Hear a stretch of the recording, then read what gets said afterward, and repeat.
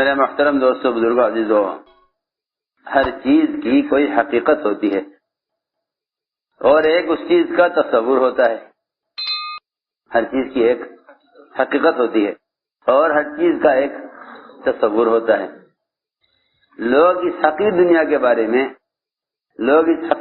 بارے میں تصور سے مطمئن نہیں ہیں. تصور سے، میری بات توجہ سے سننا، لوگ اس حقیر دنیا کے بارے میں تصور سے مطمئن نہیں ہیں. دوسری بات یہ ہے کہ محض کسی چیز کا تصور کرنے سے کسی ادنا حاجت کا بھی پورا ہونا ممکن نہیں ہے. محض تصور کر لینے سے کسی ادنا حاجت کا پورا ہونا بھی ممکن نہیں ہے جب تک حقیقت نہ ہو. کسی ادنا حاجت کا بھی کسی چیز کے تصور سے پورا ہونا ممکن نہیں ہے جب تک حقیقت نہ ہو. میں عرض کرتا ہوں، دکان کے تصور سے آمدنی نہ ہوگی، زراعت کے تصور سے غلہ نہ ملے گا، دوا کے تصور سے شفا نہ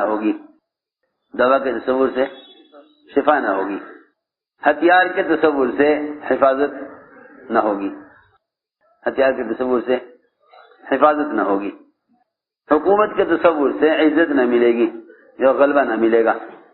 تو میں نے عرض کیا کہ جتنی بھی انسانی حاجتیں ہیں، ان حاجتوں سے متعلق جو اسباب ہیں، ان اسباب کے تصور سے کوئی حاجت پوری نہیں ہو سکتی. تو پھر اس سے اندازہ کر لینا چاہیے کہ کلمہ لا الہ الا اللہ اور ایمان صرف اس کے مفہوم کے تصور سے جتنے بھی اللہ تعالیٰ کے اوامر اور احکام ہیں وہ پورے کیسے ہو سکتے ہیں. ہم نے عرض کیا، ہر چیز کی ایک حقیقت ہے. تجارت کا لفظ تصور پر نہیں، بلکہ تجارت کا لفظ دکان کی حقیقت اور مال کے ہونے پر بولا جاتا ہے. فلاں آدمی تاجر ہے، تجارت کا جو لفظ بولا جائے گا وہ دکان اور دکان کے مال پر بولا جائے گا. زراعت کا لفظ جو بولا جائے گا وہ زمین اور زمین کی پیداوار پر بولا جائے گا. حکومت کا لفظ جو بولا جائے گا وہ حکومت کے وجود، اس کے غلبے اور اس کے تمام مادی طاقت اس کے پاس ہیں، اس کے اعتبار سے حکومت کا لفظ بولا جائے گا. لیکن اس زمانے میں کلمہ لا الہ الا اللہ یہ بغیر کسی حقیقت کے اور بغیر کسی اخلاص کے بولا جا رہا، اور لوگ اس سے ساری حاجتوں کے اور سارے عوامر کے پورا کرنے کا تصور کیے ہوئے ہیں. اللہ اکبر. ابو ہریرہ رضی اللہ تعالیٰ نکلے آپ کے پاس سے، آپ نے فرمایا کہ تمہیں جو بھی تمہیں مل جائے، اس کلمے کی گواہی دینے والا، تم اس کو جنت کے داخلے کی خبر سنا دینا. جنت کے داخلے کی خوشخبری جو بھی مل جائے. اور اگر لوگ تمہاری بات کا یقین نہ کریں کہ تم میری طرف سے جا رہے ہو، اگر لوگ تمہاری بات کا یقین نہ کریں کہ تم میری طرف سے بھیجے گئے ہو، تو میرے جوتے لے جاؤ تاکہ لوگ سمجھ لیں، کیونکہ آپ صلی اللہ علیہ وسلم کے نعلین مبارک، اللہ اکبر، ایسے لوگ صحابہ بہت ملیں گے جو آپ کے جوتوں کو پہچانتے ہیں، لیکن ایسے صحابہ بہت کم ملیں گے جو آپ صلی اللہ علیہ وسلم کے چہرہ انور کے اوصاف کو بیان کر دیں، کیونکہ ادب کی وجہ سے نظر اوپر اٹھانے کی ہمت نہیں ہوتی تھی. صحابی کہتے ہیں کوئی مجھ سے پوچھے کہ حضور اکرم صلی اللہ علیہ وسلم کا حلیہ کیسا تھا تو میں بیان نہیں کر سکتا، کیونکہ آپ کی عظمت اور آپ کے ادب کی وجہ سے نظر اٹھانے کی ہمت نہیں ہوتی تھی. جوتے سب پہچانتے تھے، جوتے دے کر بھیجا. پہلی ملاقات ہوئی عمر رضی اللہ تعالیٰ عنہ سے کہ عمر گواہی دیتے ہو شہادتین کی؟ کہ ہاں، کیوں نہیں گواہی دیتے ہیں شہادتین کی. اللہ ایک ہے اور اس کے سوا کوئی معبود نہیں ہے، اور محمد صلی اللہ علیہ وسلم اللہ کا بندے، اس کے رسول ہیں، کیوں نہیں گواہی دیتے؟ فرمایا عمر تمہیں جنت کی بشارت، تمہیں جنت کی بشارت. اللہ اکبر. عمر جیسا عالم، عمر جیسا عمل کرنے والا، اور عمر جیسا وہ شخص کہ جس کی چاہت کے مطابق آسمان سے احکام نازل ہوتے ہوں، جن کی چاہت کے مطابق آسمان سے احکام نازل ہوتے ہوں، جو حلال چیزوں کو ان حلال چیزوں کے نقصانات کی وجہ سے حرام کرانا چاہتا ہو۔ اللہ اکبر۔ اس زمانے کے تو پڑھے لکھے لوگ اس کوشش میں ہیں کہ کسی کا حرام چیز حلال ہو جائے تاکہ مسلمانوں کو سہولت ہو جائے۔ جب بھی مسلمان کسی بھی زمانے میں اپنی دنیاوی ضروریات کے لیے سہولتیں تلاش کرے گا تو اس کی کوشش یہ ہوگی کہ وہ تو حضرت فرماتے تھے جب مسلمان محض اسباب کو سامنے رکھ کر چلے گا، جب مسلمان محض اسباب کو سامنے رکھ کر چلے گا تو اس کی کوشش حرام چیزوں کو حلال کرانے کی ہوگی۔ جب مسلمان محض اسباب کو سامنے رکھ کر چلے گا تو اس کی کوشش حرام چیز کو حلال کرانے کی ہوگی۔ سونا مت بھائی، بڑی بات ہو جو سننا، جب مسلمان اسباب کو سامنے رکھ کر چلے گا نا تو اس کی کوشش حرام چیز کو حلال کرانے کی ہوگی۔ اس زمانے میں یہ سبب ہے، اس زمانے میں حکومت کی یہ اسکیم ہے، اس زمانے میں حکام یہ چاہتے ہیں، اس زمانے میں بعض اسباب ایسے بنا دیے گئے جن میں کمانے کی بڑی سہولت ہے۔ حکومت کی اسکیمیں ہوں گی، حکومت کہے گی اگر تم مسلمانوں اس طرح کر لو تو ہم تمہیں یہ سہولت دیں گے، یہ سہولت دیں گے، یہ سہولت دیں گے۔ آپ دیکھتے چلے جاؤ ساری حکومتوں کی پالیسیاں مسلمانوں کو حرام میں مبتلا کرنے اور حلال سے روکنے کے لیے ہوں گی۔ ہمیشہ یاد رکھنا کہ باطل ہمیشہ مسلمانوں کو دنیاوی اعتبار سے وہ سہولتیں دے گا جس سے مسلمان حرام کے اندر مبتلا ہوئے بغیر نہ رہ سکیں۔ میں نے بات اس پر عرض کی ہے کہ جب مسلمان محض اسباب کو سامنے رکھ کر چلتا ہے تو پھر اس کی کوشش یہ ہوتی ہے کہ حرام چیز حلال کیسے ہو جائے۔ کہیں گے علماء سے، مفتیان کرام سے، تمہیں کوئی گنجائش کہیں سے نکالو، تلاش کرو، یہ چیز کسی طرح حلال ہو جائے۔ ہمیں تو معلوم ہے حرام ہے، لیکن کوئی شکل ایسی نکالو کہ جس سے حرام حلال ہو جائے تاکہ لوگوں کے لیے سہولت ہو جائے۔ جتنے جدید اسباب، جتنے جدید آلات اور جتنے نئے نئے طریقے، نئے نئے اسکیم حکومتوں کی آ رہی ہیں، لوگ ان کی حلت اور ان کے حلال کرنے کی کوشش میں لگے ہوئے ہیں، برخلاف اس کے صحابہ جن میں عمر رضی اللہ تعالیٰ عنہ سب سے زیادہ اول نمبر پر ہیں اور سب سے نمایاں ہیں حلال چیز کو حرام کرانے میں، حلال چیز کو حرام کرانے میں، حلال چیز کو حرام کرانے کی کوشش میں، حلال چیز کو حرام کرانے کی کوشش میں ہمیں صحابہ میں فرق یہ ہوا کہ وہ حلال چیز کو حرام کرانا چاہتے تھے اور ہم حرام چیز کو حلال کرنے کی کوشش میں ہیں۔ ارے یہ کہاں سے آواز آ رہی؟ یہ کون ہے احمق؟ توبہ توبہ، موبائل کے اندر اذان، اگر بیت الخلا میں ہوتے اس وقت کتنا گناہ ملتا۔ توبہ توبہ، بالکل ناجائز ہے۔ موبائلوں میں الارم کی جگہ اذان کا استعمال بالکل جائز نہیں۔ توبہ توبہ توبہ، یہ جب دین کی وقت اور عظمت نکل جاتی ہے دل سے، پھر آدمی حرکتیں کرتا ہے۔ دلوں سے جب دین کی عظمت نکل جاتی ہے تو پھر اذان اور اللہ کا نام کھیل بن جاتا ہے۔ میں عرض کر رہا تھا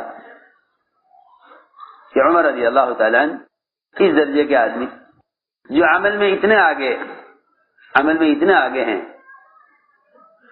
کہ اللہ تعالی سے حلال کو حرام کرانے کی کوشش میں ہیں، کیونکہ وہ ایک غلط چیز کے مفاسد، اس کے نقصانات دیکھ رہے، یہ غلط چیز کے نقصانات دیکھ رہے۔ شراب حرام کرا دیجئے، نمازیں خراب ہو رہی ہیں۔ جی ہاں، اب تو مساجد کے اندر وہ چیزیں داخل ہو گئی کہ ایک دفعہ بھی نماز میں اللہ کا خیال نہ آگے دے، ایک دفعہ بھی نماز میں اللہ کا خیال آ کر نہ دے۔ جہاں نمازوں پر بھی لکھا ہوا ہے کہاں کی بنی ہوئی ہے، نماز میں بھی اس ملک کا تصور ہے جس ملک کا جہاں نماز و مصلی بنا ہوا ہے، نماز میں بھی اس ملک کا تصور ہے جس ملک کا مصلی بنا ہوا ہے۔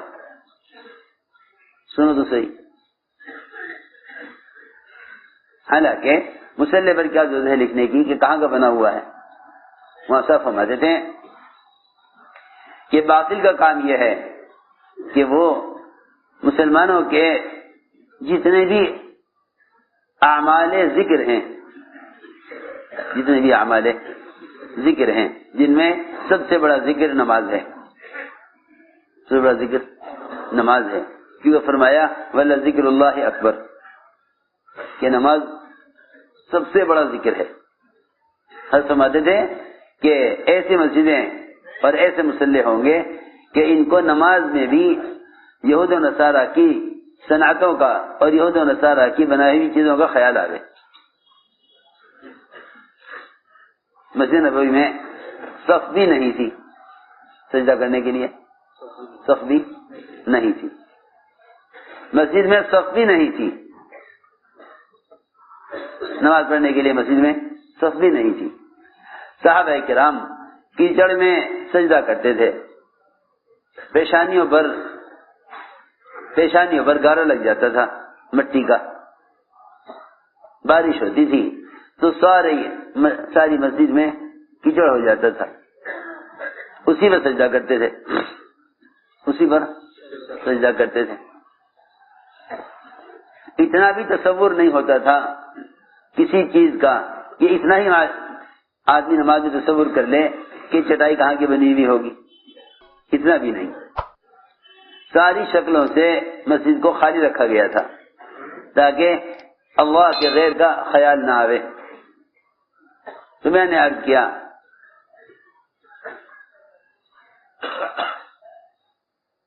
کہ اس زمانے میں آدمی اتنا صنعتوں میں اور چیزوں کے اندر اس کا ذہن الجھا ہوا ہے کہ اسے اللہ کا خیال ہی نہیں آتا، اس کو اللہ کا خیال ہی نہیں آتا۔ میں عرض کر رہا تھا کہ عمر رضی اللہ تعالیٰ عنہ اس درجے کے آدمی کہ وہ حرام چیز کے حلال چیز کے مفاسد دیکھ رہے کہ اس کے نقصانات کیا ہیں، تو کہا گیا رسول اللہ شراب حرام کرا دیجئے۔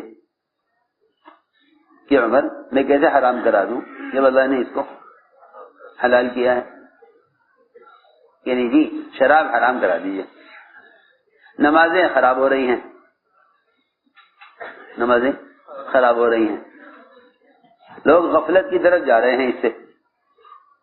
شراب ہوتی تھی، شاعری ہوتی تھی، شاعری بھی حلال، شراب بھی حلال، لیکن عمر رضی اللہ تعالیٰ عنہ کو شاعری اور شراب ان چیزوں سے حضرت عمر کو پہلے ہی سے الجھن تھی باوجود ان کے حلال ہونے کے۔ فرماتے تھے عمر رضی اللہ عنہ کہ جو آدمی شاعری کرے گا یا اشعار یاد رکھے گا وہ قرآن یاد نہیں کر سکے گا، وہ قرآن یاد نہیں کر سکے۔ جو آدمی شاعری کرے گا یا اشعار یاد رکھے گا وہ قرآن یاد نہیں رکھ سکتا۔ حالانکہ آپ جانتے ہیں کہ ایسا ہرگز نہیں ہے، بہت سے لوگ بڑے شاعر ہیں لیکن قرآن بہت یاد ہے، قرآن بہت یاد ہے۔ فرق یہ ہے اس زمانے میں قرآن کے حافظ کو حافظ نہیں کہا جاتا تھا بلکہ قرآن کے احکام کی حفاظت کرنے والے کو حافظ قرآن کہا جاتا تھا۔ سمجھے ہماری بات؟ سمجھ آ رہی؟ اس زمانے میں جو آدمی قرآن آنکھ بند کر کے پڑھ دے اس کو حافظ نہیں کہتے تھے، حافظ وہ نہیں ہوتا تھا جو قرآن آنکھ بند کر کے پڑھ دے بغیر دیکھے، بلکہ اس زمانے میں قرآن کا حافظ کہا جاتا تھا جو قرآن کے احکام کا محافظ ہو، یعنی قرآن احکام کا حفاظت کرنے والا ہو۔ حضرت عمر کا کہنا یہی تھا کہ جو آدمی اشعار یاد رکھے گا اس کو یہ نہیں یاد رہے گا ہر موقع پر اللہ مجھ سے اس وقت کیا چاہتا ہے، اس لیے کہ چار چیزیں ایسی ہیں جو آدمی کو غفلت میں ڈالے رکھتی ہیں، چار چیزیں ایسی ہیں جو انسان کو غفلت میں ڈالے رکھتی ہیں، چاروں چیزیں شین سے ہیں۔ سب سے پہلے شطرنج، اور شطرنج سے کے مشابہ جتنے بھی کھیل ہیں سب کے سب۔ دوسرے شراب جو سارے کبائر کی جڑ ہے۔ تیسرے شکار، جو آدمی شکار کے پیچھے لگ جاتا ہے اسے کوئی پرواہ نہیں ہوتی کہ وہ کہاں نکل گیا اور کیا وقت ہو رہا، وہ ایک ایسی چیز ہے یہ کہ آدمی کو اپنی ذات اور آدمی کو وقت بالکل بھلا دیتی ہے۔ کیا شکاریاں، شاعری، شطرنج، شکار اور شراب، یہ چار چیزیں سب سے زیادہ آدمی کو غفلت میں ڈالتی ہیں۔ عمر رضی اللہ تعالیٰ عنہ نے کہا کہ شراب حرام کرا دیجئے، لوگوں کی نمازیں خراب ہو رہی ہیں۔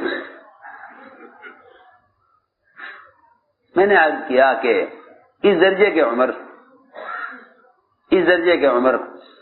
کہ ان کی چاہت کے مطابق آسمان سے فیصلے آ رہے، آپ سے فرمایا عمر میں کیسے حرام کراؤں شراب کو، اللہ نے حلال کیا، اور عمر کہہ رہے کہ نہیں، آپ اللہ سے کہیے، آپ اللہ سے کہیے، اللہ تعالیٰ آپ سے کہنے سے کر دیں گے۔ 20 سے زیادہ مواقع ہیں جہاں عمر کی چاہت کے مطابق آسمان سے حکم آیا۔ تو میں نے عرض کیا اس درجے کا عالم اور ملہم جب کہا کہ عمر شاہدی نے گواہی دیتے ہو کہ کیوں نہیں، کہا کہ آپ کے لیے جنت کی بشارت، آپ کے لیے جنت کی بشارت، بس اتنا سننا تھا۔ عمر رضی اللہ تعالیٰ عنہ نے اتنی زور سے گھوسا مارا ان کے، یہ گر گئے زمین پر، اور روتے ہوئے آپ کے خدمت میں حاضر ہوئے کہ عمر نے مجھے مارا ہے۔ پیچھے پیچھے عمر، کیا بات ہوئی؟ کہ جی انہوں نے مجھے مارا ہے۔ کیوں مارا بھائی؟ کہ یوں کہہ رہا ہے، یوں کہتا پھر رہا ہے کہ جو آدمی بھی گواہی دے دے گا شہادتین کی وہ جنت میں داخل ہو گیا۔ آپ نے فرمایا کہ عمر میں نے تو اس کو کہہ کے بھیجا ہے، سچی بات ہے، یہ تو بالکل سچی بات ہے، اور میں نے تو کہہ کے بھیجا ہے، اور کسی کو یقین نہ آئے کہ میری طرف سے گیا ہے تو میں نے اس کو جوتے دے کر بھیجا کہ کوئی اگر یقین نہ کرے تو جوتے دکھا دینا کہ دیکھو اللہ کے نبی کے جوتے لے کے آیا میں اسی لیے۔ حضرت عمر رضی اللہ عنہ نے عرض کیا کہ یا رسول اللہ میرے ماں باپ آپ کے قربان، بات آپ کی بالکل صحیح ہے، لیکن اگر لوگوں میں یہ اعلان کر دیا گیا کہ کلمہ لا الہ الا اللہ کہ شاہدین کی جو گواہی دے دے وہ جنت میں داخل ہو گیا تو لوگ عمل چھوڑ دیں گے، لوگ عمل کرنا چھوڑ دیں گے۔ ہر آدمی یہ تصور لے کر بیٹھ جائے گا کہ ہاں بھائی ہمیں تو شاہدین نے گواہی دی ہے، جنت میں داخلہ ہونا ہی ہونا ہے، پھر کرنا کیا؟ یہ عمر نے کہا کہ لوگ اس کلمے پر بھروسہ کر کے بیٹھ جائیں گے، عمل کون کرے گا؟ تو میں نے عرض کیا، ساری بات اس پر عرض کر رہا تھا کہ ہر چیز کا ایک تصور ہے، ایک اس کی حقیقت ہے۔ کلمہ لا الہ الا اللہ اس کے الفاظ بھی ہیں، اس کے اخلاص بھی ہے۔ اس کے الفاظ لوگ جانتے ہیں لیکن اس کا اخلاص نہیں جانتے. اس کے اخلاص یہ ہے کہ کلمہ لا الہ الا اللہ اپنے کہنے والے کو حرام سے روک دے. کہنے والے کو حرام سے روک دے. آپ نے فرمایا کہ جو شخص اپنے آپ کو حرام سے بچا لے، اپنے آپ کو حرام سے بچا لے، اور حرام میں بھی ہاتھوں کے، پیروں کے، آنکھوں کے، کانوں کے، ان کے حرام کا ذکر نہیں کیا، بلکہ صرف 2 چیزوں کی حفاظت کر لے. اللہ اکبر، کتنا آسان ہے. صرف 2 چیزوں کی حفاظت کر لے. ما بین لحیئی وما بین قدمی، ما بین لحیئی وما بین قدمی، یہ بھی روایتوں میں ہے کہ صرف 2 چیزوں پر قابو کر لے. فرمایا حضور اکرم صلی اللہ علیہ وسلم نے کہ جو آدمی 2 چیزوں کو قابو میں کر لے، میں اس کو جنت میں داخل کرنے کی ضمانت لیتا ہوں. اللہ اکبر. کوئی کتنا ہی بڑا مجرم ہو دنیا میں، جس کے لیے بڑی سے بڑی جیل اور بڑی سے بڑی سزا طے ہو چکی ہو، لیکن اگر کوئی آدمی ضمانت پر اس کی ضمانت لے لے تو وہ آدمی کسی کی بھی ضمانت کی وجہ سے بالکل بے فکر ہو جاتا ہے کہ جی ضمانت پر رہا کر دیا. جی ہاں، ایسا بے فکر ہو جاتا ہے. کیا کر لیا؟ یہ ضمانت پر چھوڑ دیا. کس کی ضمانت پر ہو کہ جی فلاں کی ضمانت پر ہیں، کوئی کچھ نہیں کر سکتا. سوچو تو صحیح، جب دنیا میں ایک آدمی، ایک عام آدمی کی ضمانت سے مجرم ہوتے ہوئے بے فکر ہو جاتا ہے کہ میرا کوئی کچھ نہیں کر سکتا، تو حضور اکرم صلی اللہ علیہ وسلم خود جس کے جنت میں داخل ہونے کی ضمانت لے رہے. میں ضامن ہوں، میں ضامن ہوں اس کو جنت میں داخل کرنے کا، جو 2 چیزوں کو قابو میں کر لے. تو ایک زبان، دوسرے شرمگاہ. زبان اور شرمگاہ، ان 2 چیزوں کے بارے میں فرمایا روایت میں کہ تو ان 2 چیزوں کو قابو میں کر لے، میں اس کو جنت میں داخل کرنے کا ضامن ہوں. لو جی لو، جنت میں داخلے کی ضمانت. جنت میں داخلے کی ضمانت کیوں؟ اس لیے کہ بات یہ ہے کہ جب یہ 2 چیزیں، زبان اور شرمگاہ، جب زبان آدمی کی غلط استعمال ہوگی تو پھر سارے اعضاء غلط استعمال ہوں گے، کیونکہ بدن کا کوئی عضو ایسا نہیں، سنو غور سے، بدن کا کوئی عضو ایسا نہیں جس سے سارے اعضاء پناہ مانگتے ہوں سوائے زبان کے. سارے اعضاء جسم کے وہ زبان سے پناہ مانگتے ہیں، کہتے ہیں اے زبان بس تو درست رہنا، تو صحیح چلنا تو ہم سب صحیح چلیں گے.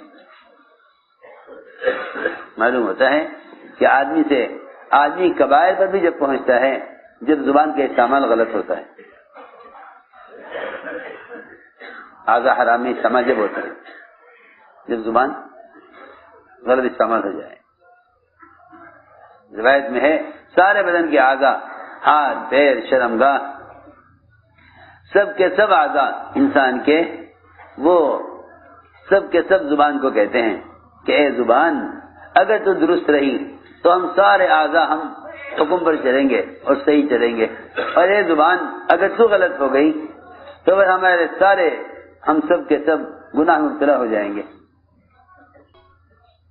تو معلوم ہوا کہ زبان اور شرمگاہ اگر ان دونوں کا آدمی محفوظ کر لے، ان دونوں کو محفوظ کر لے تو جنت میں داخلے کی ضمانت ہے. کیونکہ سارے اعضاء کی استقامت اور سارے اعضاء کی گناہوں سے سلامتی وہ زبان کے صحیح استعمال پر ہے، زبان کے صحیح استعمال پر ہے۔ ہم نے عرض کیا یہ ہے کلمہ کا اخلاص کہ کلمہ لا الہ الا اللہ اپنے کہنے والے کو حرام سے روک دے، کہنے والے کو حرام سے روک دے۔ اس لیے کلمہ لا الہ الا اللہ تقوی کا کلمہ ہے، اور تقوی اللہ تعالی سے تنہائی میں ڈرنے کا نام ہے۔ جو آدمی کسی گناہ کے کرنے میں مخلوق کے خیال سے گناہ نہ کرے یا مخلوق کے دیکھنے سے ڈرے، اس کے تقوی میں اخلاص نہیں ہے، اس کے تقوی میں اخلاص نہیں ہے۔ تقوی تو ہے اس کے پاس، لیکن اس کے تقوی میں ریا ہے، اس کے تقوی میں ریا ہے۔ کسی گناہ کے کرنے میں مخلوق سے ڈرنے والا آدمی مخلص نہیں ہے۔ کسی گناہ کے کرنے میں، سن رہے میری بات، کسی گناہ کے کرنے میں، چاہے وہ گناہ چھوٹا ہو یا بڑا، کسی گناہ کے کرنے میں مخلوق کے دیکھنے کا خیال اور مخلوق کے سوال، مخلوق کا ڈر، یہ کہیں کہ یہ آدمی مخلص نہیں ہے، یہ آدمی اپنے تقوی میں مخلص نہیں ہے۔ آپ اندازہ کریں، جس ایمان کی وجہ سے مطمئن ہیں ہم اللہ سے کہیں زیادہ اپنے کسی گناہ کے کرنے میں مخلوق کا ڈر محسوس کرتے ہیں۔ اگر ان کو پتہ چل گیا تو کیا ہوگا، ان کو پتہ چل گیا تو کیا ہوگا۔ حالانکہ حساب اور عذاب یہ دو ایسی چیزیں ہیں جو اللہ کے سوا کسی کے ہاتھ میں نہیں ہے، اللہ کے سوا کسی کے ہاتھ میں نہیں۔ حساب اور عذاب یہ اللہ کے سوا کسی کے ہاتھ میں نہیں۔ لیکن عجیب بات ہے کہ لوگ گناہ کرتے ہیں مخلوق سے چھپ کر، گناہ کرتے ہیں مخلوق سے چھپ کر، گناہ کرتے ہیں مخلوق سے چھپ کر۔ حالانکہ صحابہ کرام کی صفتیں بیان کی گئی، صحابہ کی صفتیں بیان کی گئی کہ وہ اللہ تعالی سے اتنا شرماتے تھے کہ صحابہ کرام بیت الخلاء میں اور استنجے میں دوہرے ہو جاتے تھے، اپنے پیٹ کو اپنی ٹانگوں سے ملا لیا کرتے تھے اللہ تعالی سے شرمانے کی وجہ سے کہ جب بیت الخلاء میں قضاء حاجت کے لیے سطر کھولیں گے تو اللہ دیکھ رہے ہیں، اللہ سے شرم کی وجہ سے دوہرے ہو جاتے تھے، یا اوپر سے کپڑے اوڑھ لیا کرتے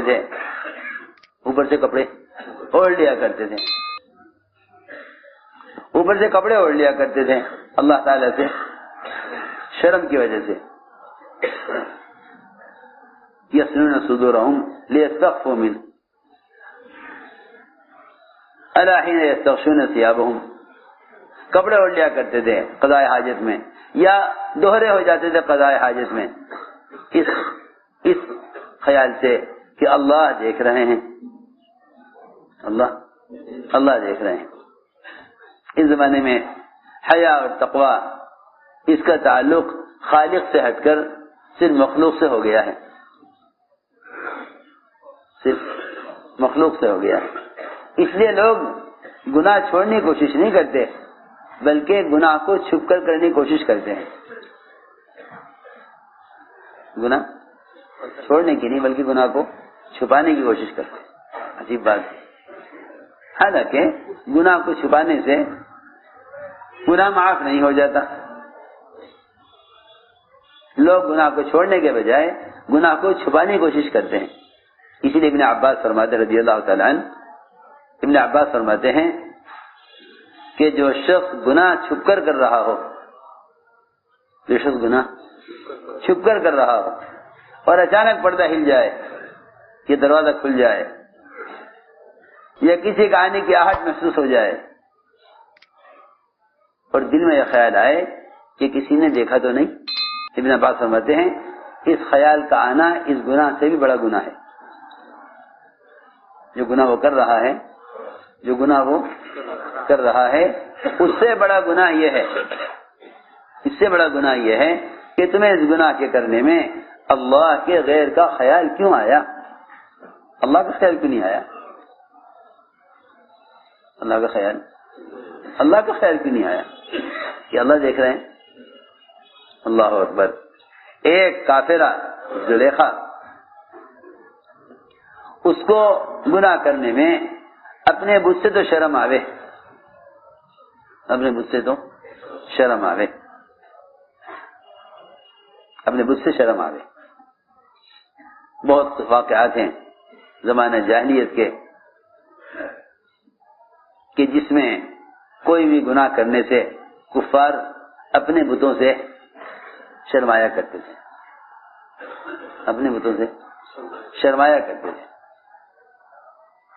میرے دوستو عزیزو، اس لیے ہم نے عرض کیا کہ کلمہ لا الہ الا اللہ ایک اس کے اخلاص ہے، ایک اس کے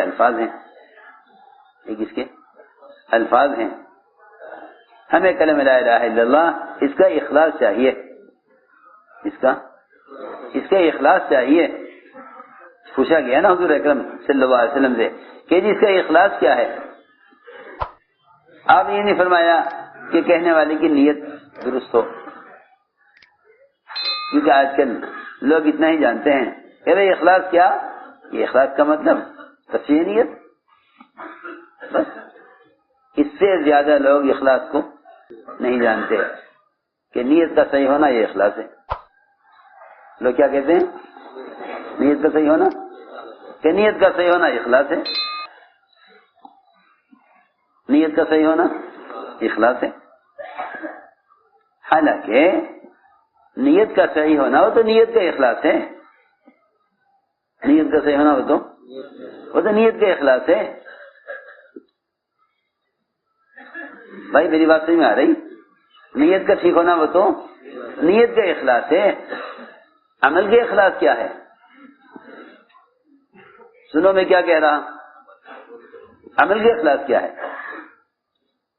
لوگ عمل کے اخلاص سے بالکل ناواقف ہیں. یہ تو نیت کا اخلاص ہے کہ نیت ٹھیک ہو. نماز کے اندر جتنے بھی احکام ہیں اور جتنے بھی حرکات ہیں، نماز میں علم چاہیے، نماز میں احتساب اور اجر کی امید چاہیے. نماز کی لے کے تکبیر تحریمہ سے سلام پھیرنے تک جتنی بھی نماز کے ارکان اور حرکات اور نماز کے انتقالات ہیں، ان میں سے ہر جز کے لیے اخلاص چاہیے، کیونکہ ہر ایک کا اخلاص الگ ہے. ارے سنو تو صحیح، ہر ایک کا اخلاص الگ ہے. یہ نہیں کہ تم نے کہہ دیا کہ اخلاص کا مطلب یہ ہے کہ نیت ٹھیک ہو. ہاں نیت کا ٹھیک ہونا وہ نیت کا اخلاص ہے، عمل کی اخلاص نہیں ہے. میری بات توجہ سننی پڑے گی بہت. آپ بتائیے ایک شخص اللہ کو راضی کرنے کے لیے عید کے دن روزہ رکھ لے. یہ تم سب کھاؤ پیو اور میں تو عید کے دن روزہ رکھوں گا، میرا روزہ ہوگا اصل روزہ، کیونکہ سب تو کھا رہے ہوں گے پی رہے ہوں گے اور میں اللہ کے لیے بھوکا رہوں گا روزہ رکھ کے. بتاؤ مخلص تو ہے، اللہ کی رضا کے لیے کر رہا اور ایسا عمل کر رہا ہے روزے کا جس کا کسی کو پتہ ہی نہیں چل سکتا. آدمی نماز پڑھے تو نظر آوے، تلاوت کرے تو نظر آ جائے، لیکن روزہ ایک ایسی عبادت ہے جو نظر نہیں آتی. کہ ہاں مخلص ہے لیکن سخت گناہ گار ہوگا. کیوں؟ اس لیے کہ اس کا یہ عمل حکم کے خلاف ہے. میں نے عرض کیا عمل کا اخلاص dailymarkers.com. میں نے عرض کیا عمل کا اخلاص کیا ہے؟ یہ تو نیت کا اخلاص ہے کہ اللہ کی رضا کا جذبہ ہو. یہ تو نیت کا اخلاص ہے کہ اللہ کی رضا کا جذبہ ہو. یہ نیت کا اخلاص ہے. عمل کا اخلاص کیا ہے؟ فرمایا کہ عمل کا اخلاص یہ ہے کہ اس کا یہ عمل اس کو حرام سے روک دے. آپ نے جب صحابی نے آپ نے فرمایا کہ جس نے کلمہ لا الہ الا اللہ اخلاص کے ساتھ کہا وہ جنت میں داخل ہو گیا. صحابہ نے عرض کیا اس کا اخلاص کیا ہے؟ آپ نے یہ نہیں فرمایا کہ نیت ٹھیک ہو کہنے والے کی. کیوں بھائی یہ جواب دیا نہیں؟ معلوم ہو گیا کہ اخلاص صرف نیت کا صحیح ہونے کو نہیں کہتے. آپ نے فرمایا کہ اس کا اخلاص یہ ہے کہ کلمہ لا الہ الا اللہ اپنے کہنے والے کو حرام سے روک دے. اپنے کہنے والے کو حرام سے روک دے. یہ کلمہ کا اخلاص ہے. ہم نے عرض کیا کہ ہمیں اس محنت سے کلمے کا اخلاص چاہیے. کلمے کا اخلاص چاہیے. اپنے کہنے والے کو حرام سے روک دے. یہ کلمے کا اخلاص ہے. اسی لیے عمل انسان کے سر سے لے کر پیر تک اعضاء کے استعمال کا نام ہے. سر سے لے کر پیر تک اعضاء کے استعمال کا نام عمل ہے. 24 گھنٹے میں کس عضو سے کون سا اللہ کا حکم متعلق ہے اس حکم میں بدن کا استعمال ہونے کا نام عمل ہے. چنانچہ یہ فرمایا کہ ایمان اور علم یہ دو ایسے فریضے ہیں کہ یہ جس کے پاس بھی ہوں گے وہ چھپے نہیں رہ سکتے. علم ظاہر ہو کر رہے گا اطاعت کی شکل میں، عمل کی شکل میں. علم ظاہر ہو کر رہے گا عمل کی شکل میں. علم آدمی کا چھپا نہیں رہے گا. علم ظاہر ہوگا عمل کی شکل میں، یا تو علم ظاہر ہوگا عمل کی شکل میں یا جہل ظاہر ہوگا عمل کی شکل میں. آدمی کا عمل بتلائے گا کہ یہ عالم ہے یہ جاہل ہے. جی ہاں، یہ بات یاد رکھو کہ آدمی کا عمل بتلائے گا کہ یہ آدمی عالم ہے یہ جاہل ہے. جی ہاں، صرف کتاب یاد ہو جانے پر نہیں پتہ چلے گا کہ آدمی عالم ہے یا جاہل ہے. اس لیے کہ جو چیز ذہن میں ہے وہ چھپی ہوئی ہے.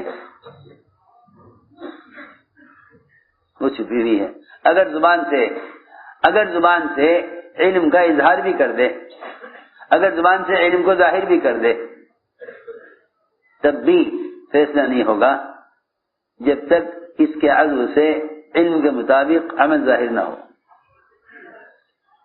تو میرے دوستو عزیزو، سر سے لے کر پیر تک انسان کے اعضاء کا صحیح استعمال،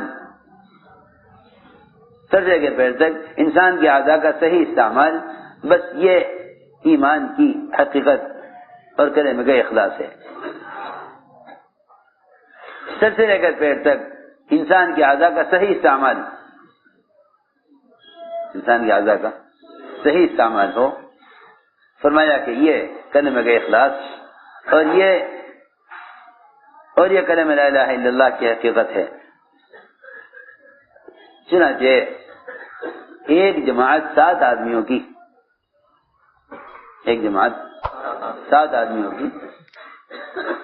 یہ آج کی خدمت میں حاضر ہے. ایک جماعت 7 آدمیوں کی، اس لیے کہ حضور اکرم صلی اللہ علیہ وسلم کے زمانے میں معمول یہ تھا کہ جہاں بھی کوئی جماعت جاتی تھی مدینہ منورہ سے، وہ ہر جگہ کے لوگوں کو دعوت دے کر مدینے میں لے کر آتی تھی. یہ بہت اہم بات ہے. یہ نہیں کہ جماعتیں جائیں اور جہاں جائیں وہاں والوں کو دعوت دے کر آ جائیں. نہیں، دعوت کا مطلب یہ ہے کہ ان کو دعوت دے کر ان کے ماحول سے نکال کر اپنے ماحول میں لاؤ. آپ بچے کا عقیقہ کر لیں، بیٹے کا ولیمہ کر لیں، تو آپ دعوت اسے کہتے ہیں کہ آج میرے گھر میں آ کر کھانا کھائیں. اس کا مطلب دعوت ہے. اس کا مطلب دعوت نہیں ہے کہ آپ اعلان کر دیں کہ بھائی جسے کھانا ہو کھاوے, جسے نہیں کھانا ہو نہ کھاوے. ہم نے تو آپ کو اطلاع کر دی ہے. کیوں بھائی؟ آج کل تو ایسے بیچارے بے عقل لوگ ہیں, شادی کارڈ پر لکھ دیتے ہیں ما علینا الا البلاغ. ہمارے ذمہ تو پہنچانا تھا, پہنچا دیا ہم نے. اور یہ اللہ مجھے معاف فرمائے, بات یہی ہے کہ اس زمانے میں لوگ کسی اچھی بات کو لکھیں گے اور پوسٹر بنا کے چھاپ دیں گے اور دیوار پہ چپکا دیں گے اور اس میں لکھ دیں گے وما علینا الا البلاغ. ارے پہلے بلاغ کو تو سمجھو کیا ہے. پہلے یہ بات تھوڑی ہے کہ ہر زمانے کا طریقہ اختیار کر کے کہو ہمارے البلاغ. ہاں تم نبی کا طریقہ اختیار کرو, تم بات کے پہنچانے میں نبی کا طریقہ اختیار کرو. اور وہ ساری اذیتیں نقل و حرکت کی اور وہ ساری اذیتیں دعوت اللہ میں جو نبی کو پیش آئی ہیں ان سب کو برداشت کر لو. پھر بھی خدا کی قسم یہ کہنے کی گنجائش نہیں ہے کہ ہم نے پہنچا دیا. ارے سنو تمہیں کیا کہہ رہا, پھر بھی کہنے کی گنجائش نہیں ہے کہ ہم نے پہنچا دیا. کیونکہ حضور اکرم صلی اللہ علیہ وسلم نے ساری تکلیفوں کے ساتھ اور ساری اذیتوں کے ساتھ اور نقل و حرکت کے ذریعے بات کو امت تک بار بار پہنچا کر بھی حجۃ الوداع میں یہ نہیں فرمایا کہ میں نے پہنچا دیا, بلکہ صحابہ سے پوچھا کہ یہ بتاؤ میں نے پہنچایا یا نہیں پہنچایا. یہ نہیں ملے گا, ما علینا الا البلاغ نہیں ملے گا. ہاں یہ ملے گا ما علیک الا البلاغ کہ نبی جی آپ کے ذمہ تو صرف پہنچانا ہے, آپ کے ذمہ تو پہنچانا ہے, آپ کے ذمہ تو پہنچانا ہے, یہ تو ملے گا. لیکن نبی یہ کہیں کہ جی ہم نے پہنچا دیا, یہ نہیں. سنو غور سے, آپ نے فرمایا حجۃ الوداع میں الا هل بلغت, الا هل بلغت. بھائی تم صحابہ بتا دو میں نے پہنچایا یا نہیں پہنچایا. سارے صحابہ نے اجتماعی طور پر کہا کہ ہاں آپ نے پیغام پہنچا دیا اور آپ نے حق رسالت ادا کر دیا. تو حضور اکرم صلی اللہ علیہ وسلم نے آسمان کی طرف انگلی اٹھا کر اللہ کو 3 مرتبہ گواہ بنایا. اے اللہ یہ کہہ رہے ہیں, اے اللہ یہ کہہ رہے ہیں, سب کہہ رہے ہیں کہ میں نے تیرا پیغام پہنچا دیا, تو ان کے کہنے پر آج گواہ ہو جا. تو کل قیامت کے دن سارے انبیاء علیہ السلام گھٹنوں کے بل پڑے ہوئے ہوں گے میدان حشر میں. ہر ایک کو اس بات کا فکر ہوگا کہ ہمیں اللہ نے ایک پیغام پہنچانے کے لیے بھیجا تھا, وہ ہم سے ادا ہوا یا نہیں ہوا. یہاں تو ہمارا حال یہ ہے 4 مہینے لگا کر سمجھتے ہیں کہ ہم نے بڑا تیر مار لیا اور بہت کچھ پہنچا دیا. جی ہاں, وہاں انبیاء علیہ السلام ان سارے مسائل سے اور ان ساری تکالیف سے گزرنے کے بعد بھی قیامت میں کوئی نبی اس سے مطمئن نہیں ہوگا کہ ہاں میں نے پہنچا دیا. ہر نبی کو اس بات کا فکر ہوگا کہ میری قوم اللہ کے سامنے کہیں یہ نہ کہہ دے کہ انہیں بات پہنچائی نہیں. یہاں تک کہ جب بعض قومیں یہ کہیں گی کہ آپ کے پیغمبر نے پیغام نہیں پہنچایا ہم تک, تو امت محمدیہ صلی اللہ علیہ وسلم یہ گواہی دے گی, یہ امت گواہی دے گی, یہ امت گواہی دے گی. ہم گواہی دیتے ہیں کہ آپ نے پیغام پہنچا دیا تھا.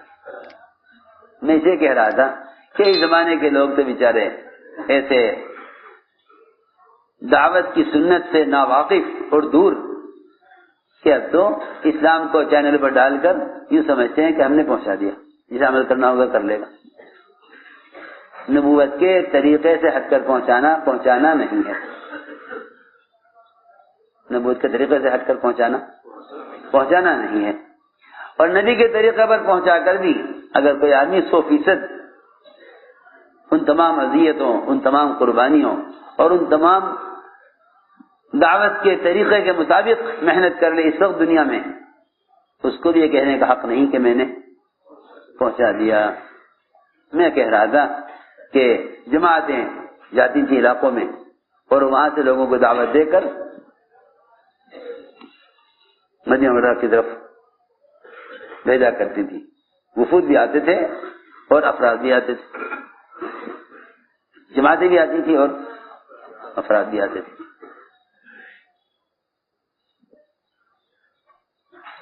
یہ نہیں کہ جو جہاں ملا اسے وہاں دعوت دے کے چھوڑ دیا. کہ تم آؤ علم اور عمل کے ماحول میں، علم عمل کے ماحول میں آؤ. ہر ایک کا مزاج یہ تھا، انسان تو انسان جانوروں کا بھی اور جانور تو جانور جن بتوں کی کفار عبادت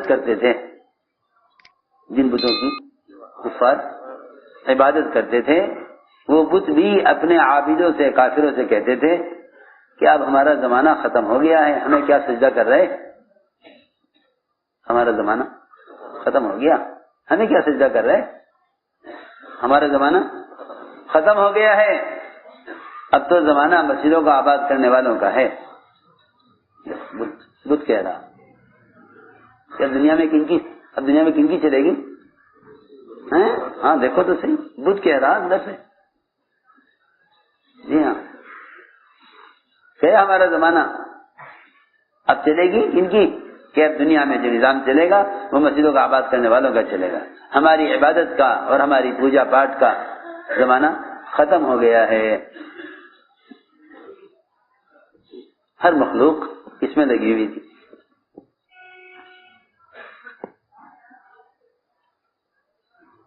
عجیب بات، ایک چرواہا مدینہ منورہ سے باہر کسی علاقے میں، کسی جنگل میں، مدینے سے باہر دور کہیں بکریاں چرا رہا تھا، اپنی بکریاں چرا رہا تھا جنگل میں. اچانک ایک بھیڑیا نکلا اور اس نے بکری پر حملہ کیا، بکری کو پکڑ لیا بھیڑیے نے. چرواہا جھپٹا جلدی سے بھیڑیے کی طرف اور اس نے بکری کو بھیڑیے سے چھڑا لیا. بکری کو بھیڑیے سے چھڑا لیا. بھیڑیے نے چھوڑ دیا، ورنہ کوئی آسان تھا کہ خود اپنے آپ کو خطرے میں ڈالنا. لیکن ذرا سی کوشش سے بھیڑیے نے بکری کو چھوڑ دیا. چھوڑ اس لیے دیا کہ بھیڑیے نے بکری پر حملہ جو کیا تھا بکری کو کھانے کے لیے نہیں، چرواہے کو متوجہ کرنے کے لیے کیا تھا. سمجھ آ رہی بات؟ چرواہے کو متوجہ کرنا تھا. جب وہ بھیڑیے کی طرف متوجہ ہوا اپنی بکری کو چھڑانے کے لیے تو بھیڑیے نے کہا چرواہے سے انسانی زبان میں کہ یہ کیا کیا آپ نے؟ اللہ نے مجھے رزق دیا تھا، میرا تو رزق ہے جنگل میں بکری پھاڑ کے اپنا پیٹ بھرنا، درندوں کا کام یہی ہے. اللہ نے مجھے رزق دیا تھا، آپ نے چھین لیا. تو چرواہا کہنے لگا ارے حیرت اور تعجب کی بات، ایک بھیڑیا انسانی زبان میں بات کر رہا. تو بھیڑیا نے کہا چرواہے سے کیا آپ کو اس پر حیرت ہو رہی ہے؟ آپ کو اس پر حیرت ہو رہی ہے کہ میں آپ سے انسان زبان میں بات کر رہا ہوں؟ لیکن مجھے اس پر حیرت ہے. بھیڑیا نے کہا چرواہے سے مجھے اس پر حیرت ہے. آپ کو اس پر حیرت ہو رہی ہے کہ میں انسان زبان میں بات کر رہا، مگر مجھے اس بات پر حیرت ہے کہ جب محمد صلی اللہ علیہ وسلم مسجد نبوی میں صحابہ کو انبیاء کے قصے سنا رہے تو آپ یہاں جنگل میں کیوں پھر رہے؟ یہ کہا. روایت میں ہے بھیڑیے کی بات سنتے ہی اس چرواہے نے ساری بکریوں کو ہکایا مدینے کی طرف،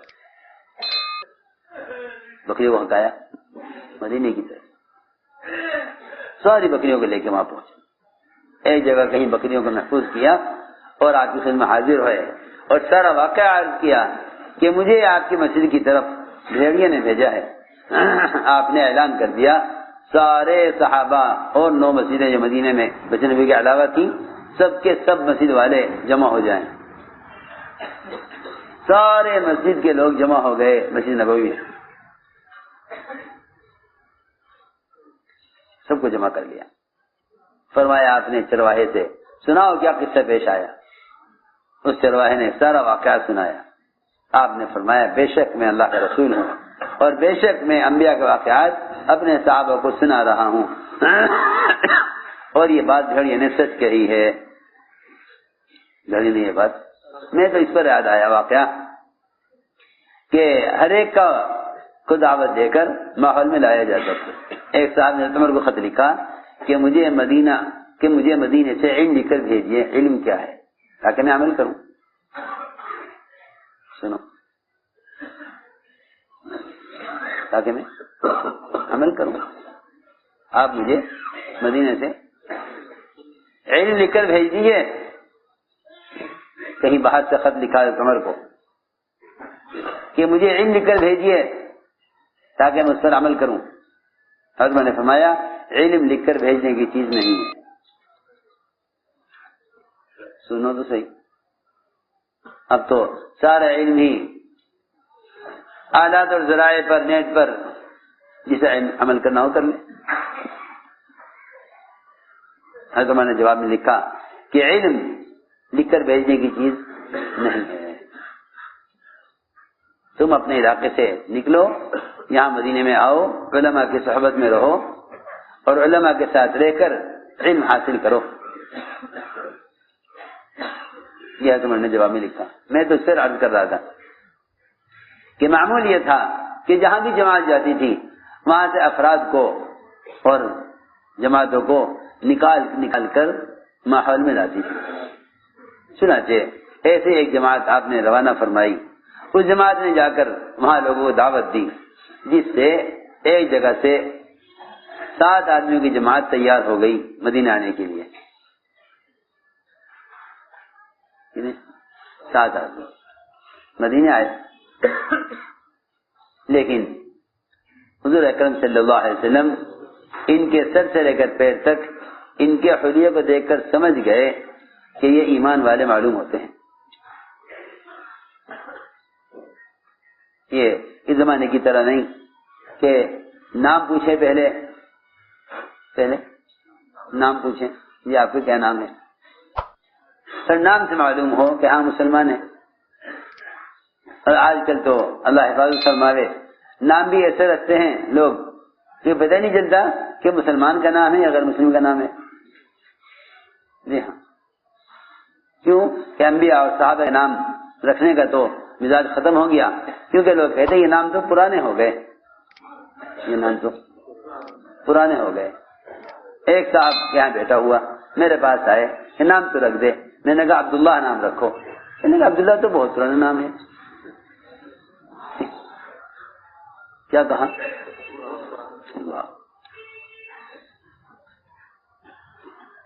عبداللہ، عبد الرحمن احب الاسماء الی اللہ، اللہ کو سب سے زیادہ محبوب ہے یہ نام۔ ایک حدیث میں فرمایا کہ انبیاء کا نام رکھا کرو، اپنے بچوں کے نام انبیاء کے نام پر رکھا کرو تاکہ ان کے اندر انبیاء والی صفات ان ناموں سے پیدا ہوں، انبیاء والی صفات پیدا ہوں۔ آج کل یہ بھی ایک فیشن ہے کہ کوئی ایسا نام رکھا جائے، کوئی ایسا، کیونکہ میں کیا بتاؤں، اس زمانے میں لوگ نام سے عزت اور مال حاصل کرنے کے لیے ان بادشاہوں کے نام پر نام رکھتے ہیں جن بادشاہوں کو اللہ نے مال دے کر ہلاک کیا ہے۔ جی ہاں، کسی کا نام سکندر، کسی کا نام پرویز، حالانکہ پرویز اس بادشاہ کا نام ہے جس نے حضور اکرم صلی اللہ علیہ وسلم کا خط پھاڑا تھا. آپ کا خط پھاڑ دیا. آپ کا خط پھاڑنے والے بادشاہ کا نام پرویز تھا. آپ نے فوراً بد دعا دی کہ اللہ اس کو اس کے ملک کو پھاڑ کر ختم کر دے ہمیشہ کے لیے. تو میں نے عرض کیا کہ لوگ، کیونکہ زمانہ جاہلیت میں عجیب بات یہ تھی کہ لوگ عبداللہ، عبد الرحمن یہ نام تو رکھتے تھے اپنے غلاموں کے، اپنے غلاموں کے. سنو، یہ نام تو رکھتے تھے اپنے غلاموں کے. اور کلاب اور اسد یہ نام رکھتے تھے اپنی اولاد کے. آپ دیکھیں، بنو اسد، بنو کلاب سب قبیلے ہیں. تو پوچھا گیا کہ ایسا کیوں کرتے ہو کہ غلاموں کے نام تو بڑے اچھے اچھے رکھتے ہو اور اپنی اولاد کے نام، اپنی اولاد کے نام درندوں کے نام پہ رکھتے ہو. کسی کا نام شیر، کسی کا نام چیتا، کسی کا نام. یہ کیا بات ہے؟ تو کہا دیکھو بھائی، بات یہ ہے کہ شیر دلیر ہوتا ہے، اس سے ہمارے اولاد کے اندر کیا آئے گی؟ دلیری آئے گی، بہادری آئے گی. ہم اس کے نام رکھتے ہیں. یہ غلاموں کے نام اچھے رکھتے ہیں، غلاموں کے نام گھٹیا رکھتے ہیں، اور اولاد کے نام اچھے رکھتے ہیں تاکہ ان کے اندر شجاعت و دلیری آئے. ہاں، یہ زبان جاری کا طریقہ تھا. یہ جتنے بھی آپ کو زمانے جاہلیت کے قبائل ملیں گے، ان سارے قبائل کے بڑوں کے نام سب درندوں کے نام پر ہوں گے. درندوں کے نام پر، درندوں کے نام پر، تاکہ ان کے اندر بہادری اور شجاعت آوے. میں نے عرض کیا کہ صحابہ کے اور انبیاء کے نام رکھا کرو. جتنا نام بچوں کے نام رکھنے میں صحابہ کے ناموں کا اہتمام ہوگا، اتنا ہی اسلام کا تعارف ہوگا. وہ تو ان ناموں سے پتہ چلے گا کہ کن کی جماعت کا آدمی ہے. اور نام سے زیادہ آدمی کو اپنے حلیے سے معلوم ہوگا کہ مسلمان ہے یا غیر مسلم ہے. اس لیے بات ذہن میں رہے سب کے کہ سلام میں ابتدا کرنے والا افضل کیوں ہے. سلام میں ابتدا کرنے والا افضل کیوں ہے؟ کہ اس لیے افضل ہے تاکہ وہ بتائے کہ وہ مسلمان ہے. اگر سلام ابتدا نہیں کرے گا تو دوسرے کے سلام سے بھی محروم رہے گا. کیوں؟ اس لیے کہ جب تک مسلمان اتباع سنت پر نہ ہو، سنت یہاں سے بات یہ ہے، جب تک مسلمان اتباع سنت پر نہ ہو اس وقت تک سلام کا مستحق نہیں ہو سکتا. ہماری بات سمجھ میں آئی؟ جب تک مسلمان اتباع سنت پر نہ ہو اس سلام کا مستحق نہیں ہو سکتا.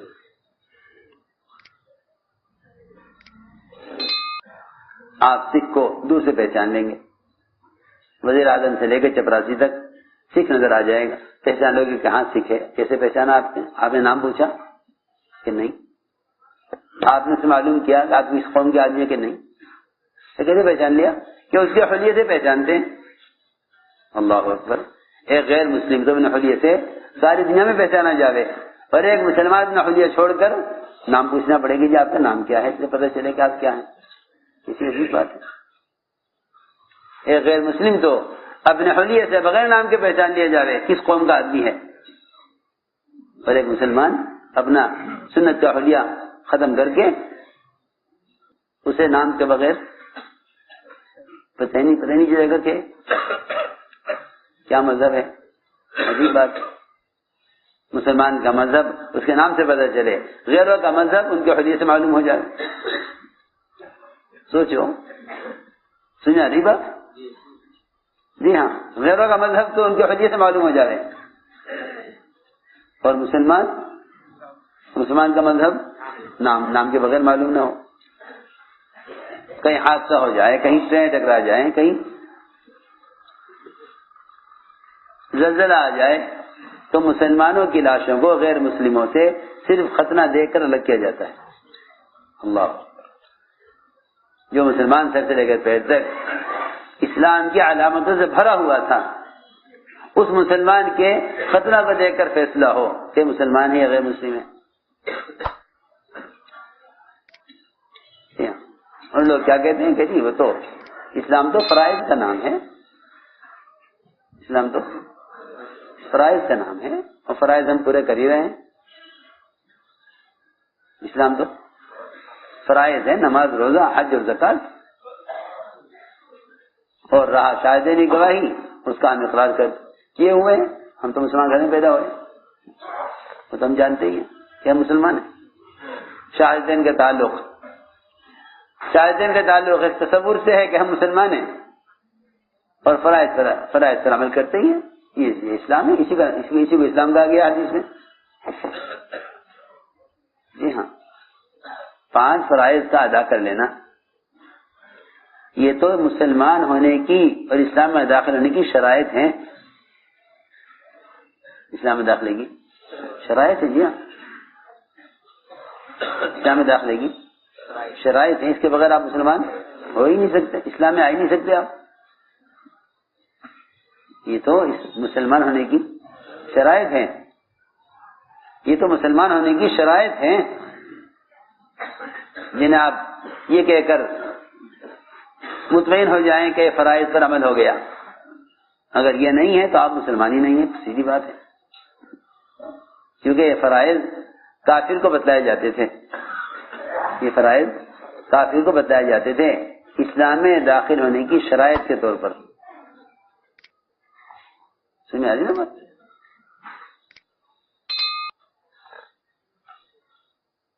تو میں نے عرض کیا کہ حضور اکرم صلی اللہ علیہ وسلم ان 7 آدمیوں کی جماعت کو دیکھ کر سمجھ گئے کہ یہ ایمان والے ہیں. نہ نام پوچھا آپ نے ان کا، نہ ان کا آپ نے نام پوچھا، نہ ان سے ان کا مذہب پوچھا، بلکہ روایت میں ہے کہ آپ نے ہمارے حلیے سے ہمیں مسلمان سمجھا. روایت میں ہے کہ ہمارے حلیے سے ہمیں مسلمان سمجھا آپ نے. آپ ہمارا تم کیا ہو؟ ہم سب نے ایک زبان ہو کر کہا کہ ہم سب ایمان والے ہیں. معلوم ہوتا ہے کہ ظاہری حلیے سے ایمان کا تعلق ہے. اس لیے کہ حدیث میں آتا ہے کہ ذکر کی حقیقت یہ ہے کہ ذاکر کو دیکھ کر اللہ یاد آئے. اس کا مطلب یہ نہیں ہے کہ آپ کے ہاتھ میں بہت لمبی تسبیح ہو کہ آپ کے ذکر سے اللہ یاد آ جائے. یہ مطلب بھی نہیں ہے کہ آپ کے ذکر کرنے سے لوگوں کو اللہ یاد آ جائے. فرمایا کہ ذکر کی حقیقت اور ذکر کا اثر یہ ہے، ذکر کی حقیقت اور ذکر کا اثر یہ ہے کہ جو آدمی ذاکر ہوگا وہ یقیناً متبع سنت ہوگا. وہ یقیناً غور سے ذکر کی حقیقت ہے کہ جو آدمی حقیقت میں ذاکر ہے، یوں آدمی چلتے پھرتے تو اسی پڑھ لے، تیری زبان اللہ کے ذکر سے سر رہے، بے شک اچھی بات ہے، لیکن ذکر کی حقیقت یہ نہیں ہے. ذکر کی حقیقت یہ ہے کہ مسلمان کے اعضاء سے سنتیں ظاہر ہوں. اس لیے کہ جو آدمی اتباع سنت پر نہیں، وہ ولایت کے کمال کو تو کیا پہنچے گا، وہ ولایت کے راستے پر بھی نہیں آیا. ولایت کے درجے کو پہنچنا تو بہت دور کی بات ہے. جو شخص اتباع سنت پر نہیں وہ ولایت کے راستے پر نہیں ہے. جو آدمی اتباع سنت پر نہیں ہے وہ ولایت کے راستے پر بھی نہیں آیا. ولایت کے راستے پر بھی نہیں آیا. ولی ہونا بہت دور کی بات ہے. ایک ولی ہوتا ہے, سنا ہے کہ ایک بڑا اونچا درجہ ہوتا ہے قطب کا درجہ ہوتا ہے, قطب کہلاتے ہیں. چند اقطاب ہوتے ہیں دنیا میں. فرمایا کہ قطب کا درجہ بہت اونچا ہوتا ہے. مولانا علی اثار رحمۃ اللہ علیہ نے مولانا یوسف صاحب سے ان کے بچپن میں کہا, بچپن میں, کہ یوسف قطب بننا چاہتے ہو؟ یوسف قطب بننا چاہتے ہو؟ مولانا صاحب نے عرض کیا, حضرت قطب تو بڑا اونچا درجہ ہے, اس کے لیے تو بڑے ریاضتیں, بڑے مجاہدے, بڑے وظائف, بڑے ذکر و اذکار, اور اس کے لیے تو بہت مشقتیں آدمی جھیلتا ہے. مدتوں میں جا کر کہیں آدمی قطب بنتا ہے. تو نے فرمایا نہیں, میں تمہیں سب سے آسان اور یقینی راستہ قطب بننے کا, آسان اور یقینی راستہ قطب بننے کا بتا دیتا ہوں. ہم نے فرمایا کہ دیکھو, ولایت کی چوٹیوں پر اور قطبیت کے مقام پر پہنچنے کا صرف ایک ہی راستہ ہے کہ جہاں ماحول سنت کا نہیں ہے تم ماحول کے خلاف سنت پر عمل کرو. ماحول کے خلاف سنت پر عمل کرو. اس لیے کہ اللہ کی نظر میں سب سے بڑا مجرم وہ ہے. اللہ کی نظر میں سب سے بڑا, اللہ کی نظر میں سب سے بڑا مجرم وہ ہے جو کسی ماحول کی وجہ سے کسی سنت کو چھوڑ دے. ریکنسٹرکشن آف امہ dailymarkers.com. سنو میں کیا کہہ رہا. ایک آدمی اپنے ماحول میں ہے, دین کے ماحول میں ہے, چلو بھائی ایک سنت پر عمل نہیں ہوا, ایک سنت پر عمل نہیں ہوا, ایک پر ہو گیا. لیکن ایک آدمی ایسے ماحول میں ہے جہاں ہر طرف خلاف سنت کام ہو رہا ہے. شادی میں ہے, یہاں شادی میں کھانا اس طرح ہوگا. آپ جو اپنے گھر میں ہوں تو سنت کے مطابق کھا لینا. یہاں شادی میں آئے ہو تو بھائی جو شادی والوں کا طریقہ ہے, اب یہاں کہاں سنت کا موقع ہے. لوگ کہیں گے کہ دیکھو یہ الگ ہی. اور میں تمہیں کیا بتاؤں, اس زمانے کے جاہلوں کی باتیں, اس زمانے کے جاہلوں کی باتیں.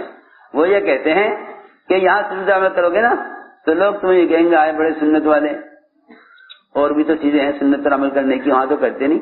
یہاں کسی کی شادی میں آ کر تمہیں سنت یاد آئی.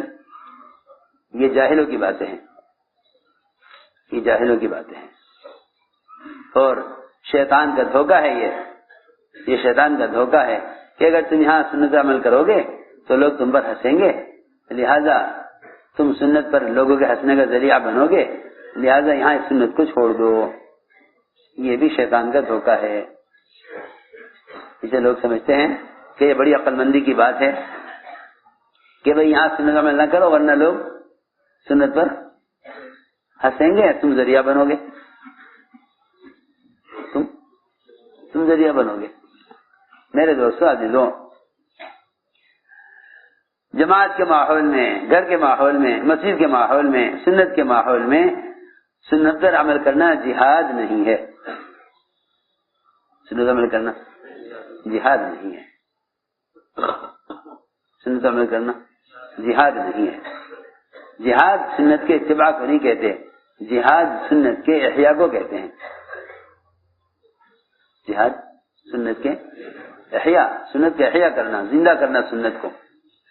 سنتیں وہاں مردہ ہیں جہاں خلاف سنت کام ہو رہے ہوں, وہاں سنتیں مردہ ہیں. جہاں خلاف سنت کام ہو رہا ہو وہاں سنتیں مردہ ہیں. جہاں خلاف سنت عمل ہو رہا ہو وہاں سنت کو زندہ کرنا یہ جہاد ہے. سنت کے ماحول میں سنت عمل کر لینا، خانقاہ میں، مدرسے میں، مسجد میں، بزرگوں کی صحبت میں، عمل کے ماحول میں، جماعت میں نکل کر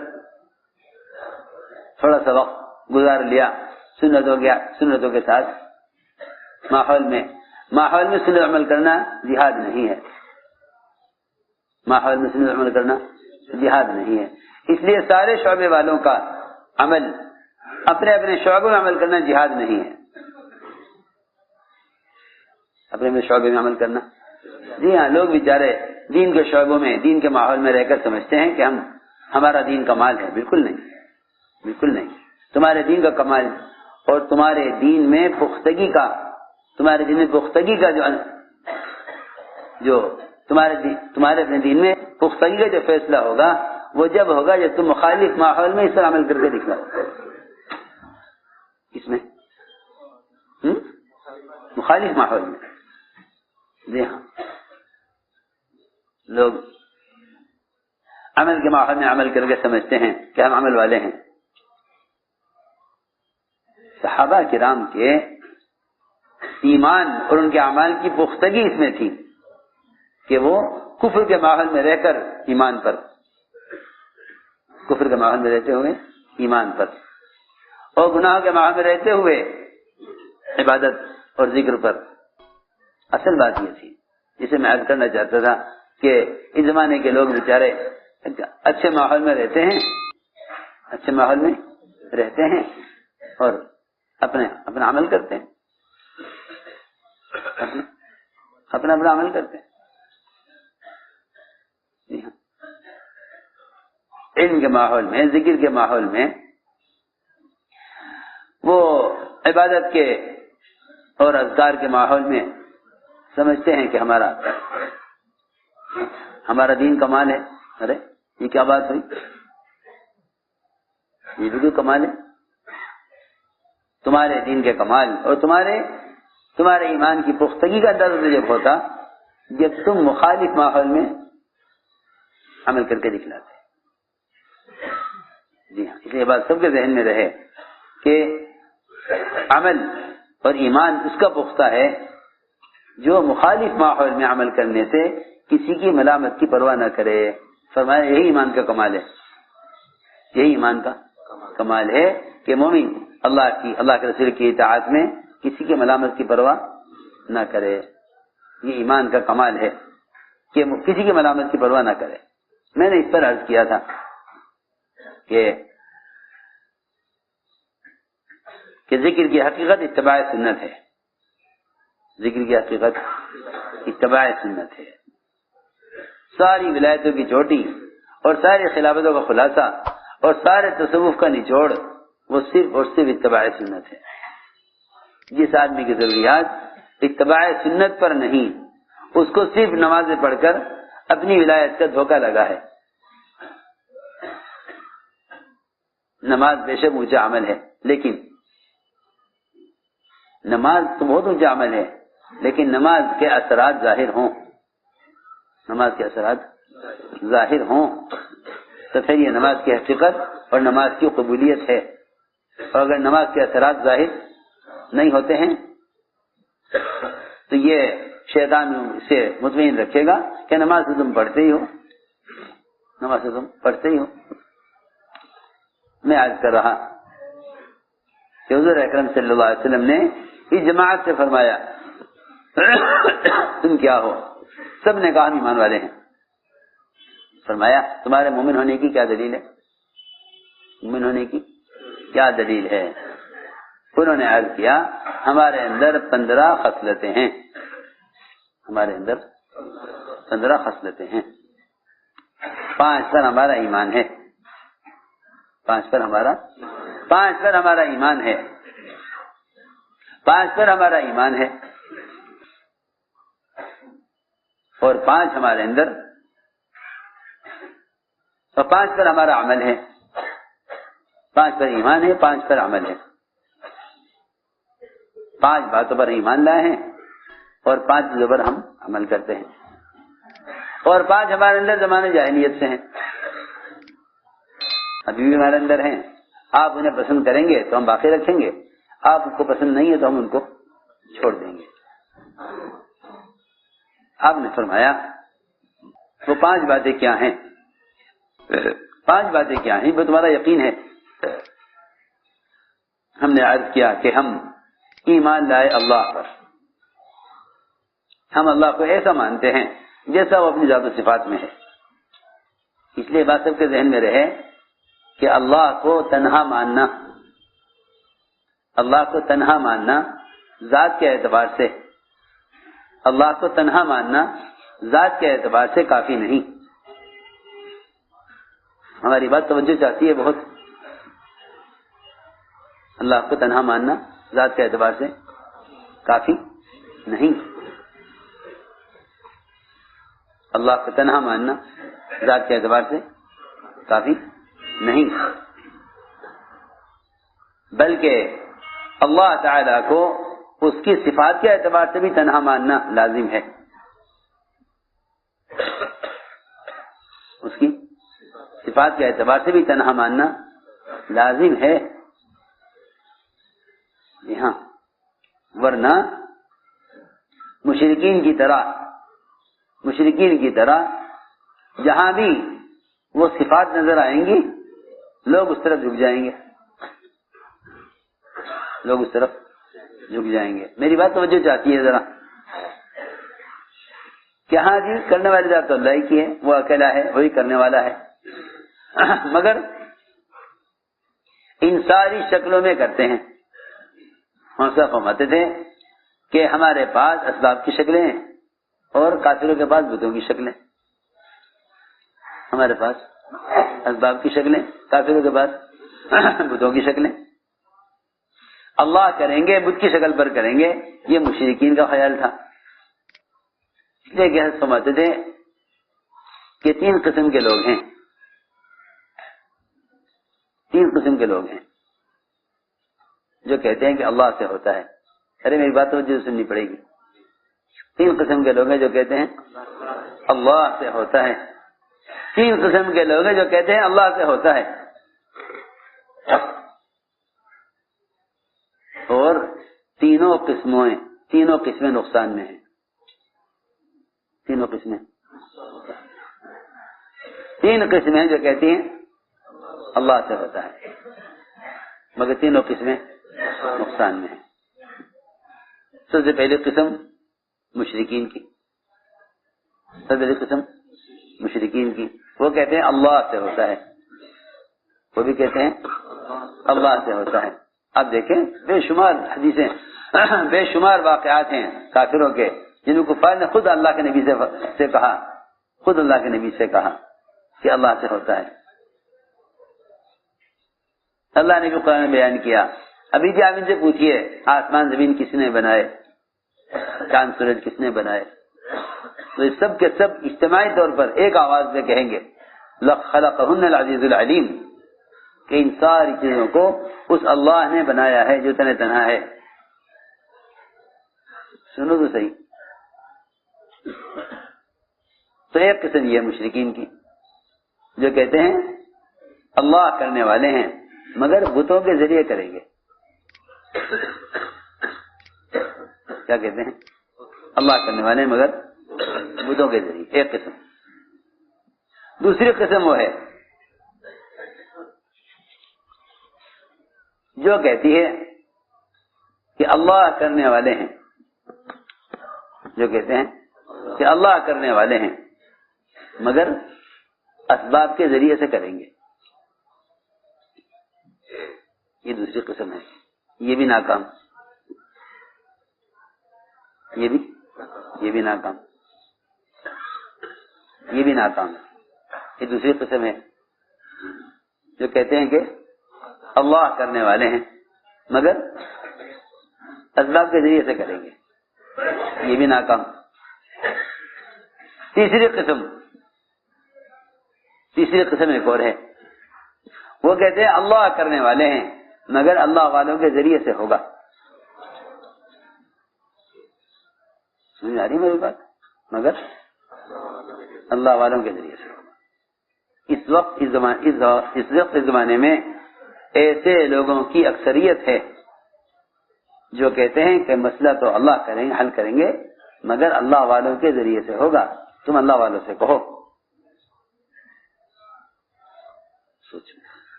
لوگ مارے مارے پھرتے ہیں، تلاش کرتے پھرتے ہیں کوئی ایسا بزرگ بن جاوے جس کی کوئی کرامت ظاہر ہوئی ہو تاکہ میں اس سے کہوں تو میرا بھی کام کرا دے. ان اولیاء اللہ کو اللہ تعالیٰ کا خاص قرب حاصل ہے. یہ جب اللہ تعالیٰ سے اپنی بات منوا لیتے ہیں ہماری بھی منوا دیں گے. یہ وہ قسم ہے. سب سے زیادہ پریشان یہ ہے، تینوں کہتے ہیں کہ اللہ سے ہوگا، مگر ان میں سے اللہ کی قدرت ایک کے ساتھ بھی نہیں ہے. ان میں سے کسی کے بھی ایک کے ساتھ بھی اللہ کی قدرت نہیں ہے. یہ سمجھنے کی بات ہے. تینوں کہتے ہیں اللہ سے ہوتا ہے، لیکن تینوں میں سے ایک بھی اللہ کی ذات سے فائدہ اٹھانے والا نہیں ہے. ہائے ہائے، یہاں آ کر امت اٹکی ہوئی ہے، اس لیے کہ اعمال کا معاملہ ایسا ہے کہ اللہ کی ذات عالی سے براہ راست فائدے اٹھانے کے اسباب ہیں اعمال. اللہ کی ذات عالی سے براہ راست فائدے اٹھانے کے لیے اعمال ہیں. ہم سمجھتے تھے کہ کائنات کا یقین نکلنا تو شرط ہے قدرت سے استفادے کے لیے. کائنات کا یقین نکلنا شرط ہے قدرت سے فائدہ اٹھانے کے لیے. یہاں جسے بھی دیکھو گے وہ سبب پر محنت کرے گا، پھر اللہ سے امید کرے گا. ساری امیدیں لوگ اللہ سے کرتے ہیں اسباب کی بنیاد پر. دکان ہے مگر امید اللہ سے ہے. کتنے نقصان کی بات ہے. دکان ہے مگر امید اللہ سے ہے. کارخانہ ہے مگر امید اللہ سے ہے. حکومت ہے مگر امید اللہ سے ہے. ارے یہ کیا بات ہوئی؟ یوں کہتے کہ نماز ہے اور امید اللہ سے ہے. معاملات میں احسان کرتا ہوں گاہکوں پر، امید اللہ سے ہے. بیواؤں پر یتیموں پر خرچ کرتا ہوں، امید اللہ سے ہے. سوچو تو صحیح، اگر مادی اسباب اللہ سے امید کرنے کے قابل ہوتے، اگر مادی اسباب دنیا کے اسباب اللہ سے امید کرنے کے قابل ہوتے تو لوگ اپنے اسباب میں ناکام نہ ہوتے. یہ اللہ سے امید کرنے کے قابل چیزیں نہیں ہیں. بہت مشکل سے بات سمجھ میں آئے گی، اس لیے کہ ہماری طبیعت اس کی عادی ہو چکی کہ کوشش کرو اسباب پر اور دعا کرو اللہ سے. کوشش کرو اسباب پر، دعا کرو اللہ سے. اس پر گاڑی چل رہی ہے مسلمانوں کی. جی ہاں، حالانکہ اسباب پر کوشش کرنے والے کو اللہ سے امید کرنے کا کیا حق ہے؟ اللہ سے امید کرنے کا حق تو اس کو تھا جو اللہ کو اچھی نماز پیش کرتا، اچھا ذکر پیش کرتا، اچھی تلاوت پیش کرتا، پڑوسیوں پر احسان کا عمل پیش کرتا. وہ اسے ہے حق اللہ سے امید کرنے کا حق اس کو ہے کہ عمل پیش کرے. اے اللہ یہ میں نے عمل کیا ہے، مجھے تیری ذات سے امید ہے. ساری امیدیں اللہ سے برائے اسباب کیے ہوئے ہیں. یہی وجہ ہے کہ لوگ حاجت سے زیادہ اللہ سے اسباب مانگتے ہیں. لوگ اللہ سے حاجت کتنا نہیں مانگتے جتنا. عجیب بات ہے، اللہ سے اسباب مانگتے ہیں بجائے حاجت کو مانگنے کے، بجائے اللہ سے حاجت کو مانگنے کے اسباب کو مانگتے ہیں کہ اللہ اس ڈاکٹر کے ذریعے تو شفا دے دے. ہے تم نے ڈاکٹر پر اللہ کی قدرت کو کیوں موقوف کر دیا؟ یوں کیوں نہیں کہتے اللہ تو شفا دے دے، اے اللہ تو شفا دے دے، ڈاکٹر کے ذریعے دے مگر ڈاکٹر کے دے. کیوں نہیں کہتے اے اللہ تو ضرورت پوری کر دے، مال سے کریں بغیر مال کے کریں، دکان سے کریں بغیر دکان کے کریں. ہم نے سب نے اپنی دعاؤں میں اسباب کو داخل کر کے اللہ تعالیٰ کی قدرت کو سبب کا پابند بنا لیا، اللہ کی قدرت کو سبب کا پابند بنا لیا۔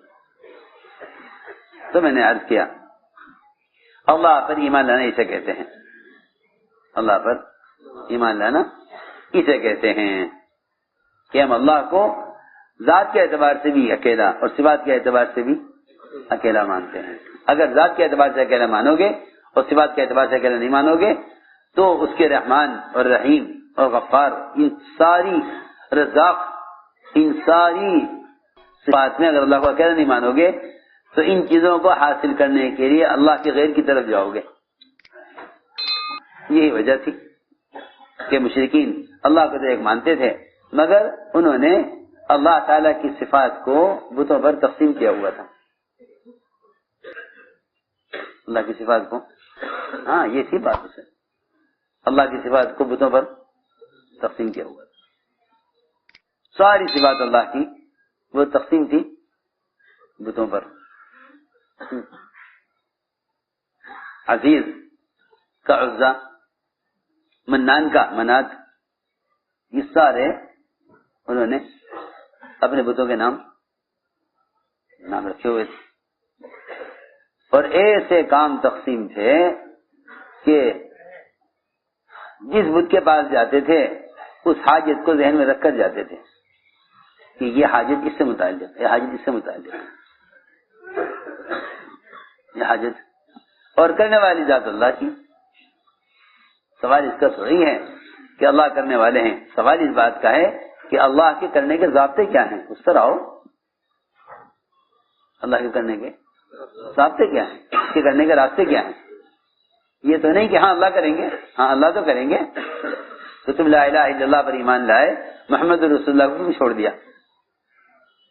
کلمہ کا لازم جز ہے، کلمہ کا لازم جز ہے، اس کا مطلب یہی ہے کہ اللہ کرنے والے ہیں، کوئی کرنے والا نہیں ہے، کرنے کے ضابطے محمد صلی اللہ علیہ وسلم کے طریقے ہیں، یہ یوں کلمہ مکمل ہوتا ہے۔ انہوں نے کہا ہم ایمان لائے اللہ پر، اس کے فرشتوں پر، اس کے فرشتوں پر بھی ایمان یوں لائے کہ فرشتے اللہ تعالیٰ کی مقرب اور تابع دار اور عبادت گزار مخلوق ہے۔ فرشتوں کے وجود پر ایمان ہے، فرشتوں سے ہونے پر ایمان نہیں ہے، فرشتوں کے وجود پر ایمان ہے، فرشتوں سے ہونے پر ایمان نہیں ہے، اور اللہ ہی کرنے والے ہیں، فرشتوں سے بھی نہیں ہوتا۔ جب اللہ تعالیٰ کی سب سے زیادہ قوی اور مقرب مخلوق سے نہیں ہوتا تو پھر دنیا کی مادی شکلوں کی کیا حیثیت ہے؟ تو میں نے عرض کیا کہ ایک بات انہوں نے یہ کہی کہ ہم ایمان لائے اللہ پر، اس کے فرشتوں پر، اس کی کتابوں پر۔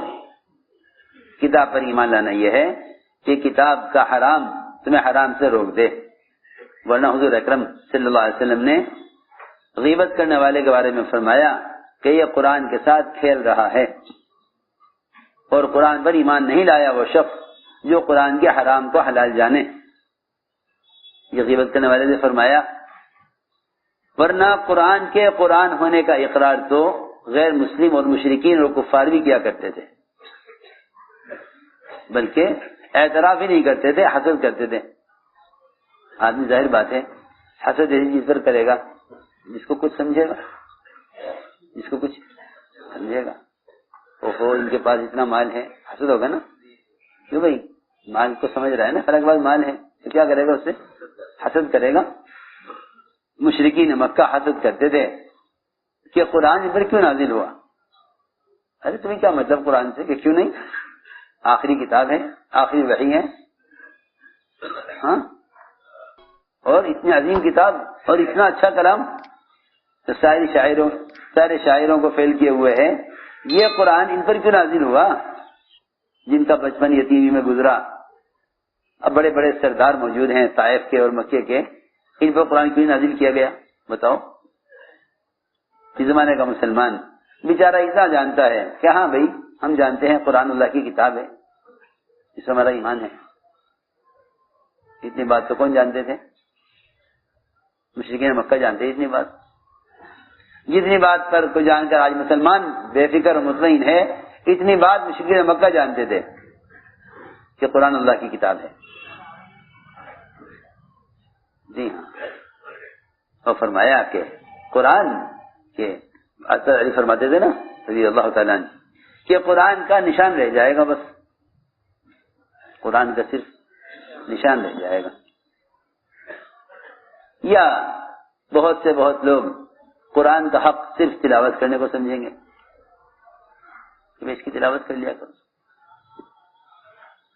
جی ہاں. جہاں سے اسلام، جن ملکوں میں اسلام بالکل مٹ چکا ہے، جن ملکوں میں اسلام بالکل مٹ چکا ہے اور وہاں اسلام کا کوئی نشان باقی نہیں رہا، وہاں کے بوڑھے لوگ یہ کہتے ہیں کہ ہاں ہمارے بڑے ایک کتاب پڑھا کرتے تھے، ہمارے بڑے ایک کتاب پڑھا کرتے تھے، ہمارے بڑے ایک کتاب پڑھا کرتے تھے. ایک جماعت ایک علاقے میں گئی، وہاں ایک بوڑھی عورت ایک ڈبہ لکڑی کا اٹھا کے لائی، اسے کھولا اور دوسرا ڈبہ نکالا. ارے ٹھہر جاؤ، ارے جماعت والوں ٹھہر جاؤ، میں تمہیں ایک چیز دکھلاتی ہوں. بہت بڑی عورت، اس نے اس ڈبے میں سے قرآن نکالا. بھائی یہ کیا چیز ہے؟ یہ میرے بڑوں سے چلی آ رہی ہے، ہمارے دادا پردادا اسے پڑھا کرتے تھے، کیا ہے یہ؟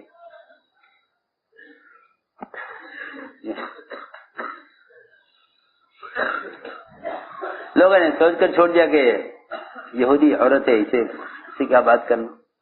حالانکہ اس کے گھر میں قرآن، اس کے گھر میں تو عرض کر رہا تھا کہ حضرت علی کا فرمانا کہ قرآن کا نشان باقی رہ جائے گا. اور آج بھی مسلمان بیچارہ اتنا ہی سمجھتا ہے کہ بس قرآن کا حق یہ ہے کہ اس کی تلاوت ہو جائے. قرآن کا حق یہ ہے کہ اس کی تلاوت ہو جائے. نہیں، قرآن جو مقدمہ قائم کرے گا قیامت میں مسلمانوں پر، قرآن جو مقدمہ قائم کرے گا قیامت مسلمانوں پر اور جہنم کی طرف دھکیلے گا مسلمانوں کو، وہ نہیں ہوں گے جو اس کی تلاوت نہ کریں. وہ نہیں ہوں گے جو اس کی تلاوت نہ کریں. ورنہ نماز فرض ہے، نماز فرض ہے، اتنی تلاوت تو نماز میں قرآن کی ہو جاتی ہے. اس سے تلاوت نہ کرنے والے مراد نہیں ہے. قرآن مقدمہ قائم کرے گا مسلمانوں کے خلاف قیامت میں، تو وہ مسلمان ہوں گے جو قرآن پر عمل نہیں کرتے تھے. قرآن پر عمل نہیں کرتے، جو قرآن پر عمل نہیں کرتے تھے، قرآن کے خلاف مقدمہ قائم کرے گا. ان قوم اتخذوا هذا القرآن مہجور اسے کہتے ہیں جو کسی کے حکم سے پیٹ پھیر لے، کسی کے حکم سے پیٹ پھیر لے. انہوں نے قرآن کے احکام سے پیٹ پھیری ہوئی تھی، اس کے حکم سے اعراض کیا، اس کے حکم سے اعراض کیا تو قرآن شکایت کرے گا اللہ سے. اور قرآن کی شکایت اور قرآن کا مقدمہ اللہ کے یہاں قبول ہوگا، اللہ کے یہاں قبول ہوگا. جی ہاں. تو میں نے عرض کیا کہ انہوں نے ایک بات یہ کہی کہ ہم ایمان لائے اللہ کی کتابوں پر، اس کے رسولوں پر، آخرت کے دن پر، ان پر ہمارا ایمان ہے. آپ نے فرمایا وہ کیا 5 باتیں کیا ہیں جن میں تمہارا عمل ہے؟ 5 باتیں کیا ہیں جن میں تمہارا عمل ہے؟ کہ ہمارا 5 باتیں جن پر ہمارا عمل ہے. پہلی بات تو یہ ہے کہ ہم گواہی دیتے ہیں شہادتین کی. اس کو تصور اور خیال میں نہیں، اس کو عمل میں شمار کیا. اس کو دیکھو، بات بہت ضروری ہے، اس کو انہوں نے عمل میں شمار کیا. اس بات کی گواہی دیتے رہنا کہ اللہ کے سوا کوئی عبادت کے لائق نہیں، محمد صلی اللہ علیہ وسلم اللہ کے رسول، اس کی گواہی دیتے رہنا یہ ہمارا پہلا عمل ہے. اس لیے علماء نے لکھا ہے کہ اللہ کی توحید کو بیان کرنا بذات خود مقصود ہے. اور احکام کا علم بذات خود مقصود نہیں، وہ عمل کے لیے مقصود ہے. اس لیے علم سے فراغت ہو جائے گی کہ علم محدود ہے اور عمل کے لیے مقصود ہے. اللہ کی توحید کو بیان کرنے سے فراغت نہیں، کیونکہ اس کی توحید کا بیان کرنا لامحدود ہے.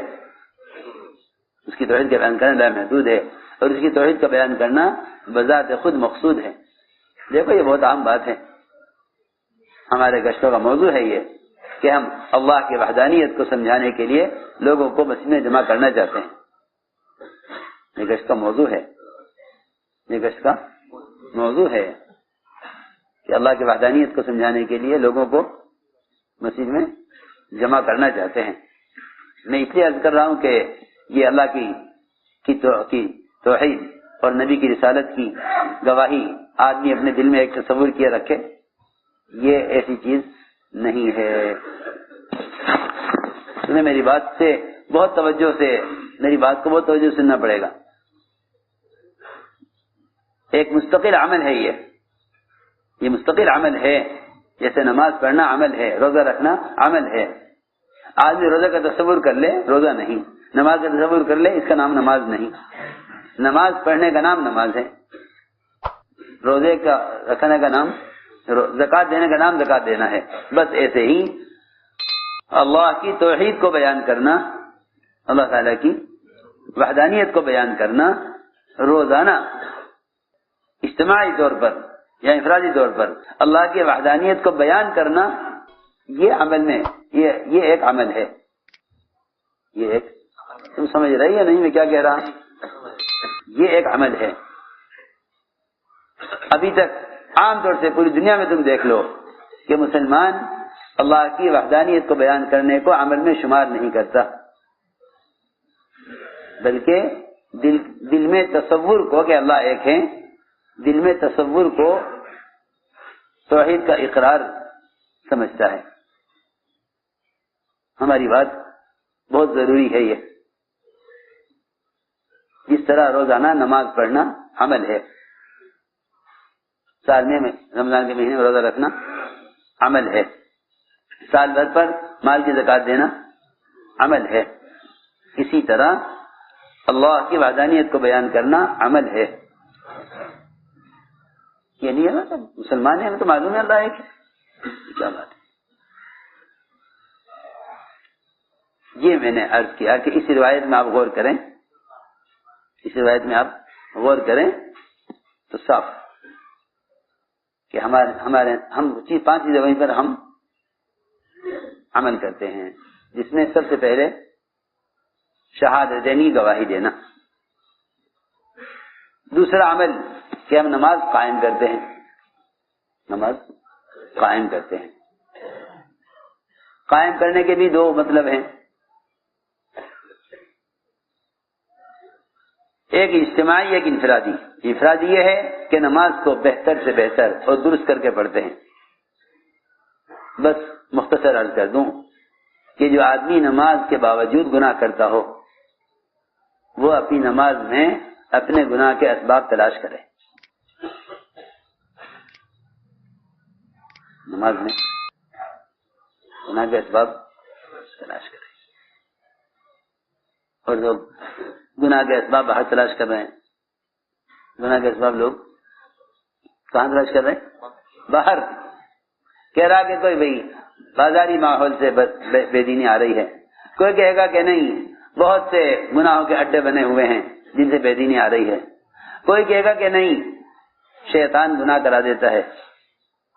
عجیب بات ہے. انسان کے اعضاء عملی سرمایہ ہیں، انسان کے اپنے اعضاء عملی سرمایہ ہے، مگر اس سے اپنی ساری بے دینی کا الزام ماحول کو دیا ہوا ہے یا شیطان کو دیا ہوا ہے. جو بھی گناہ ہوتا ہے کہتے ہیں شیطان نے کرا دیا، شیطان کرا رہا ہے. ہاں یہ بہت آسان ہے کہ آدمی گناہ خود کرے اور الزام شیطان پر. ہاں حالانکہ علی فرماتے تھے کہ اگر کوئی شخص صبح کو اٹھ کر 10 مرتبہ سورہ اخلاص پڑھ لے فجر کے بعد تو سارے شیاطین مل کر باوجود پوری کوشش کے رات تک اس سے کوئی گناہ نہیں کرا سکتے.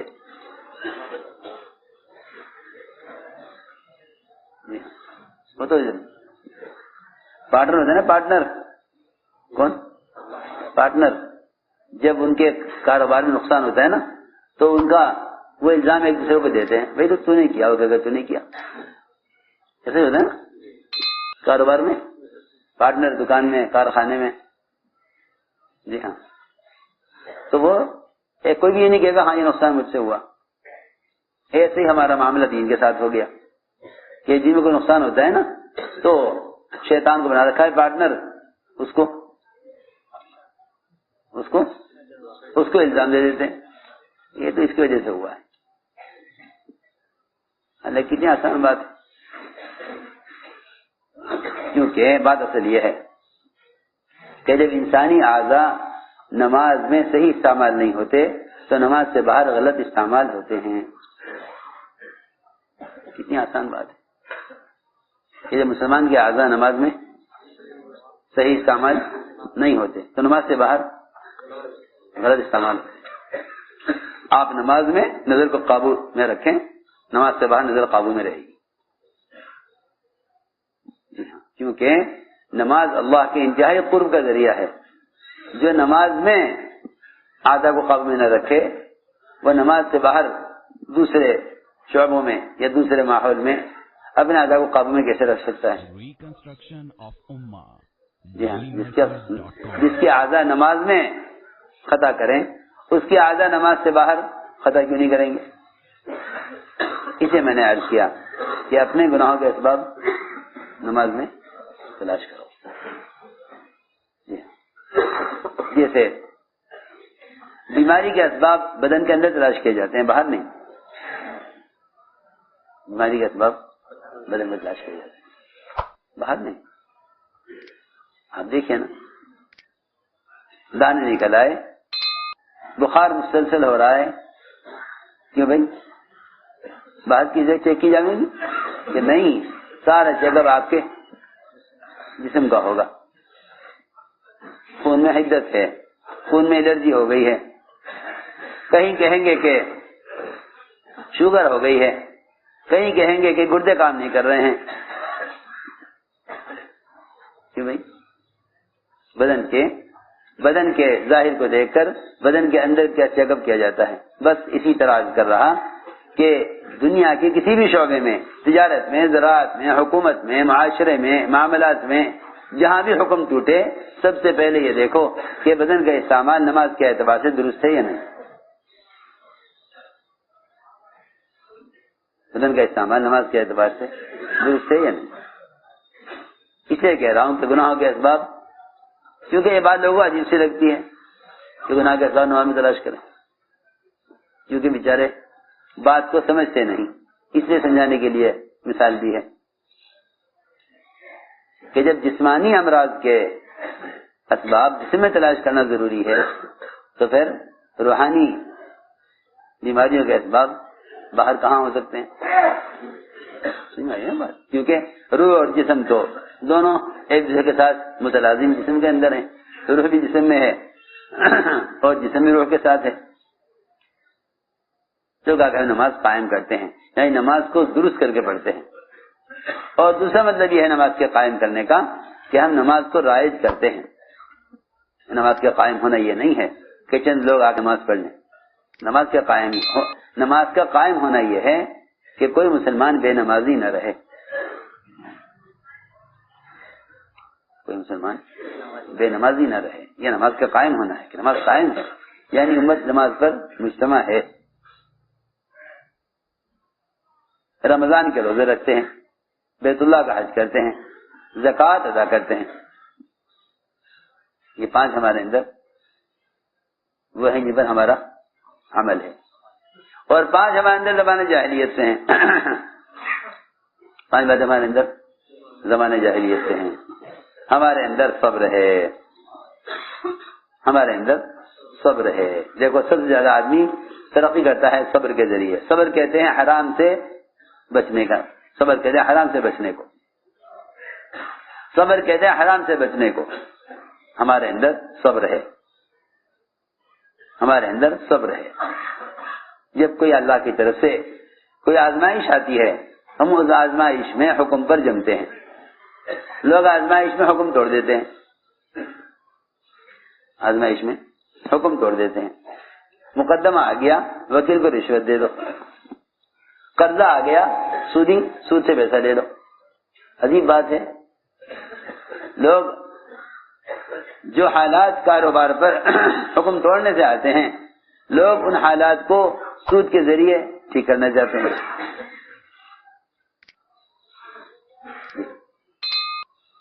تو میں نے عرض کیا کہ صبر یہ ہے کہ حالات میں حکم پر جمتے ہیں، اور شکر یہ ہے کہ آدمی فراخی میں اور نعمتوں میں اللہ کی عبادت کو اور بڑھا دے. اس کو شکر کہتے ہیں، اس کو شکر کہتے ہیں. لیکن لوگ نعمتوں میں غافل ہو جاتے ہیں، نعمتوں میں غافل ہو جاتے ہیں اور مصیبتوں میں دعا پر آ جاتے ہیں. جی ہاں، مصیبت آوے تو ذکر دعا پر اعمال پر، اور نعمت آوے تو غافل. حضرت علی فرماتے تھے رضی اللہ تعالیٰ عنہ کہ جتنا تم بیماری میں اور مصیبتوں میں اور پریشانیوں میں اور مقدمات میں اور قرضوں میں جس طرح تم اللہ کی عبادت کرتے ہو اور اس کی اور اس سے امید اور اس سے دعا مانگتے ہو، اور جو کیفیت تمہاری کیفیت عبادات اور دعاؤں کی حالات اور مشکلات میں ہوتی ہیں، وہی کیفیت تمہارے عمل کی نعمتوں میں ہونی چاہیے. وہی کیفیت نعمتوں میں بھی ہونی چاہیے. وہی کیفیت نعمتوں میں ہو جو کیفیت تمہاری حالات اور پریشانیوں میں ہے. آپ دیکھیں گے جو نعمتوں میں ہیں وہ دعا میں روتے ہوئے نہ ملیں گے، جو نعمتوں میں ہیں وہ دعاؤں میں روتے ہوئے نہ ملیں گے. اور جو لوگ مقدمات میں پھنسے ہوئے ہیں اور ان کے کاروبار ان کے زمینوں سے زیادہ قرضے ہیں، ان کا رونا دیکھو، ان کا رونا دیکھو. ان کی دعاؤں میں گریا اور ان کی دعاؤں میں قوت دیکھو. کیوں؟ اس لیے کہ وہ حالات سے نکلنے کے لیے عبادت میں ہیں. جب حالات سے نکل جائیں گے تو یہ سارے اعمال ختم ہو جائیں گے. تو میں نے عرض کیا کہ وہ یہ کہتے تھے کہ ہم میں صبر ہے اور شکر ہے. ایک صفت یہ ہے ہمارے اندر، اگر ہمارے دشمن کو کوئی مصیبت آتی ہے تو ہم اس سے خوش نہیں ہوتے. دشمن کو کوئی مصیبت آئے تو ہم اس سے خوش نہیں ہوتے. ایک ہمارے اندر صفت یہ ہے. ایک صفت یہ ہے ہم جس بات کو طے کر لیتے ہیں اس سے ہم پیچھے نہیں ہٹتے. جس بات کو طے کر لیتے ہیں اس سے پیچھے نہیں ہٹتے. جس بات کو طے کر لیتے ہیں اس سے ہم پیچھے نہیں ہٹتے. اس لیے کہ جو آدمی حق پر ہوتا ہے وہ حالات کی وجہ سے پیچھے نہیں ہٹتا. ولا علین لغیر الحق اسألہ حتی یلین لضرس الماضغ الحجر. ولا علین لغیر الحق اسألہ حتی یلین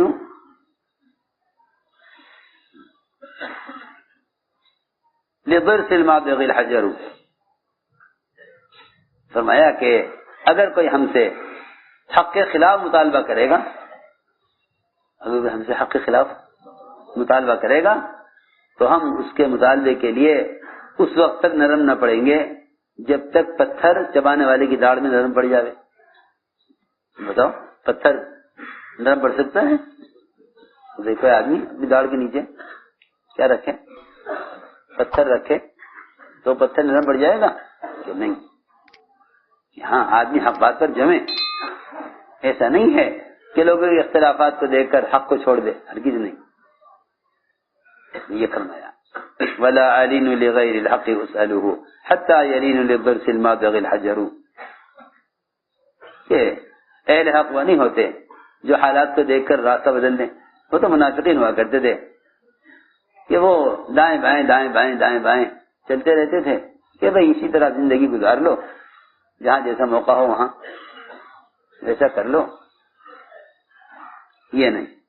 ایک صفت ہم میں یہ تھی کہ جس بات کو طے کر لیتے ہیں اس پر جم جاتے ہیں. اور 5ویں صفت ہمارے اندر یہ ہے کہ اللہ کا جو بھی فیصلہ ہوتا تھا ہم اس سے راضی رہے. یہ ہمارے اندر زمانے جاہلیت سے تھی یہ بات کہ جو بھی نقصان آ گیا اللہ کا حکم، ہم اللہ کے فیصلے سے راضی ہیں، کوئی بھی حال آ گیا. تو میں نے عرض کیا 15 یہ خصلتیں ان کے اندر تھی، صرف 15 خصلتیں. آپ نے فرمایا کہ یہ فقہا ہیں. فقہا کہتے ہیں جنہیں دین کی پوری سمجھ ہو، یہ فقہا ہیں.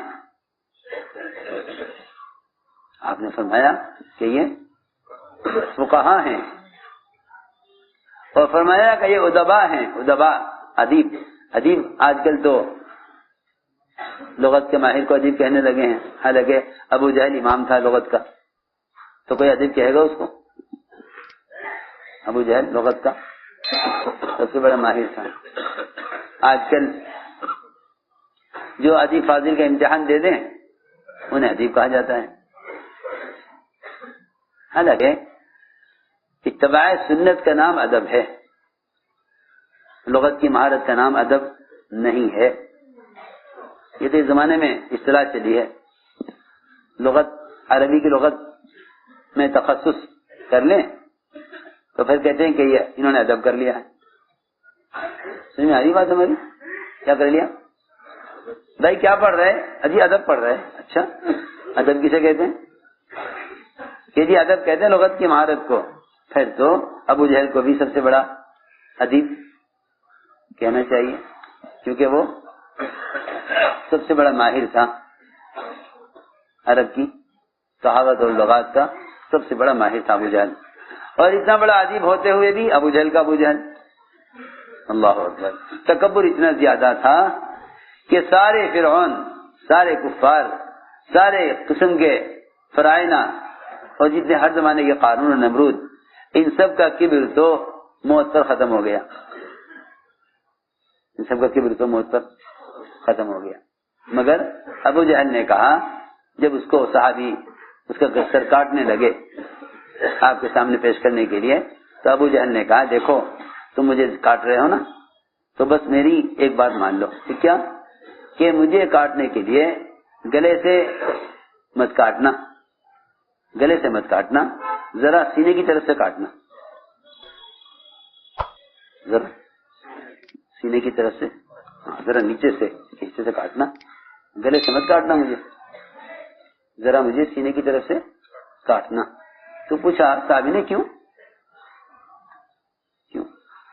کہنے گے اس لیے کہ جب سب کے سر رکھے جاویں کفار کے محمد صلی اللہ علیہ وسلم کے سامنے تو میرا سر سب سے اونچا ہو. میرا سر ایسا کبر ہوگا جو موت کے بعد بھی، مرنے کے بعد بھی ختم نہ ہو. کیا مر جاؤں گا میں مگر میری بڑائی باقی رہے. کہ جب سب کے سر رکھے جائیں گے کفار کے، کس کے سامنے؟ محمد صلی اللہ علیہ وسلم کے سامنے، تو میرا سر سارے کافروں سے اونچا رہنا چاہیے. اس لیے جن صاحب نے اس کو قتل کیا، اس نے ان سے یہ کہا کہ میں قتل تو مجھے کر رہے ہو مگر میرا گلا سر کی طرف سے مت کاٹنا بلکہ سینے کی طرف سے کاٹنا، تاکہ جب سب کے سر رکھے جائیں آپ کے سامنے تو میرا سب سے اونچا رہے. تو میں تو اسے عرض کر رہا تھا کہ ادب یہ نہیں کہ آدمی لغت مہارت حاصل کر لے، کوئی ادب نہیں. ادب تو اتباع سنت کا نام ہے. ادب اتباع سنت کا نام ادب ہے. اتباع سنت کا نام ادب ہے، یہ کوئی ادب نہیں ہے. تو فرمایا ادبا ہیں، فقہا ہیں، اور یہ فرمایا کہ قریب سے کہ سب نبی ہو جاتے، قریب سے کہ سب نبی ہو جاتے. نبی ہونے کے قریب سے نہ ولی کہا نہ صحابی کہا، بلکہ فرمایا قادو یکونو انبیاء، قریب سے کہ سب کے سب نبی ہو جاتے اپنی اعلیٰ خصلتوں کی وجہ سے. تو میرے دوستوں عزیز میں نے عرض کیا کہ ایک ایمان کا تصور ہے، لیکن کسی کے تصور سے جب دنیا کا کوئی کام نہیں ہو سکتا تو ایمان کے تصور سے عبادات، اطاعت، جنت، ہمیشہ کی کامیابیاں کیسے حاصل ہو سکتی ہیں؟ جب آدمی ایک دکان کے تصور سے ایک پیسہ بھی حاصل نہیں کر سکتا، ایک زمین کے تصور سے ایک دانہ غلے کا حاصل نہیں کر سکتا، ایک حکومت کے تصور سے اپنے ملک میں کوئی ایک حکم نہیں چلا سکتا، تو پھر ایمان کے تصور سے عبادات، معاملات، اخلاق، معاشرہ، یہ سارے ان کے احکام کیسے پورے ہو سکتے ہیں؟ انہیں معلوم ہوتا ہے کہ ہاں ایمان کوئی حقیقت ہے، بس اس کو حاصل کرنے کی یہ محنت ہے۔ اللہ سے رو رو کر ایمان کی حقیقت کو مانگا بھی کرو، اللہ سے رو رو کر ایمان کی حقیقت کو مانگا بھی کرو۔ یہ ساری نقل و حرکت اس لیے تھی تاکہ ایمان میں کمال پیدا ہو۔ یہی لکھا ہے علماء نے کہ امر معروف اور نہی منکر، ان دونوں کاموں کو نبوت کے طریقے پر کرنا، یہ ایمان میں کمال پیدا کرنے کا اصل ذریعہ ہے۔ اپنی ذات سے عمل کرنا، دوسروں کو ان کا حال پر چھوڑ دینا، اس سے ایمان کامل نہیں ہوگا۔ ارے سنو تو صحیح، اس بات سے تو اس زمانے کے لوگ واقف ہی نہیں ہیں۔ اپنی ذات سے عمل کر لیا، نماز، روزہ، حج، زکوٰۃ، ذکر، تلاوت، عبادت، تہجد، سارے کام کر لیے، لیکن دوسروں کو آمادہ نہیں کرتا تو ایمان کامل نہیں ہوتا۔ جی ہاں، اپنے ایمان کا کمال دوسروں کو اعمال پر آمادہ کرنے میں ہے۔ یہ لکھا علماء نے کہ اپنے ایمان کا کمال دوسروں کو اعمال پر آمادہ کرنے میں ہے۔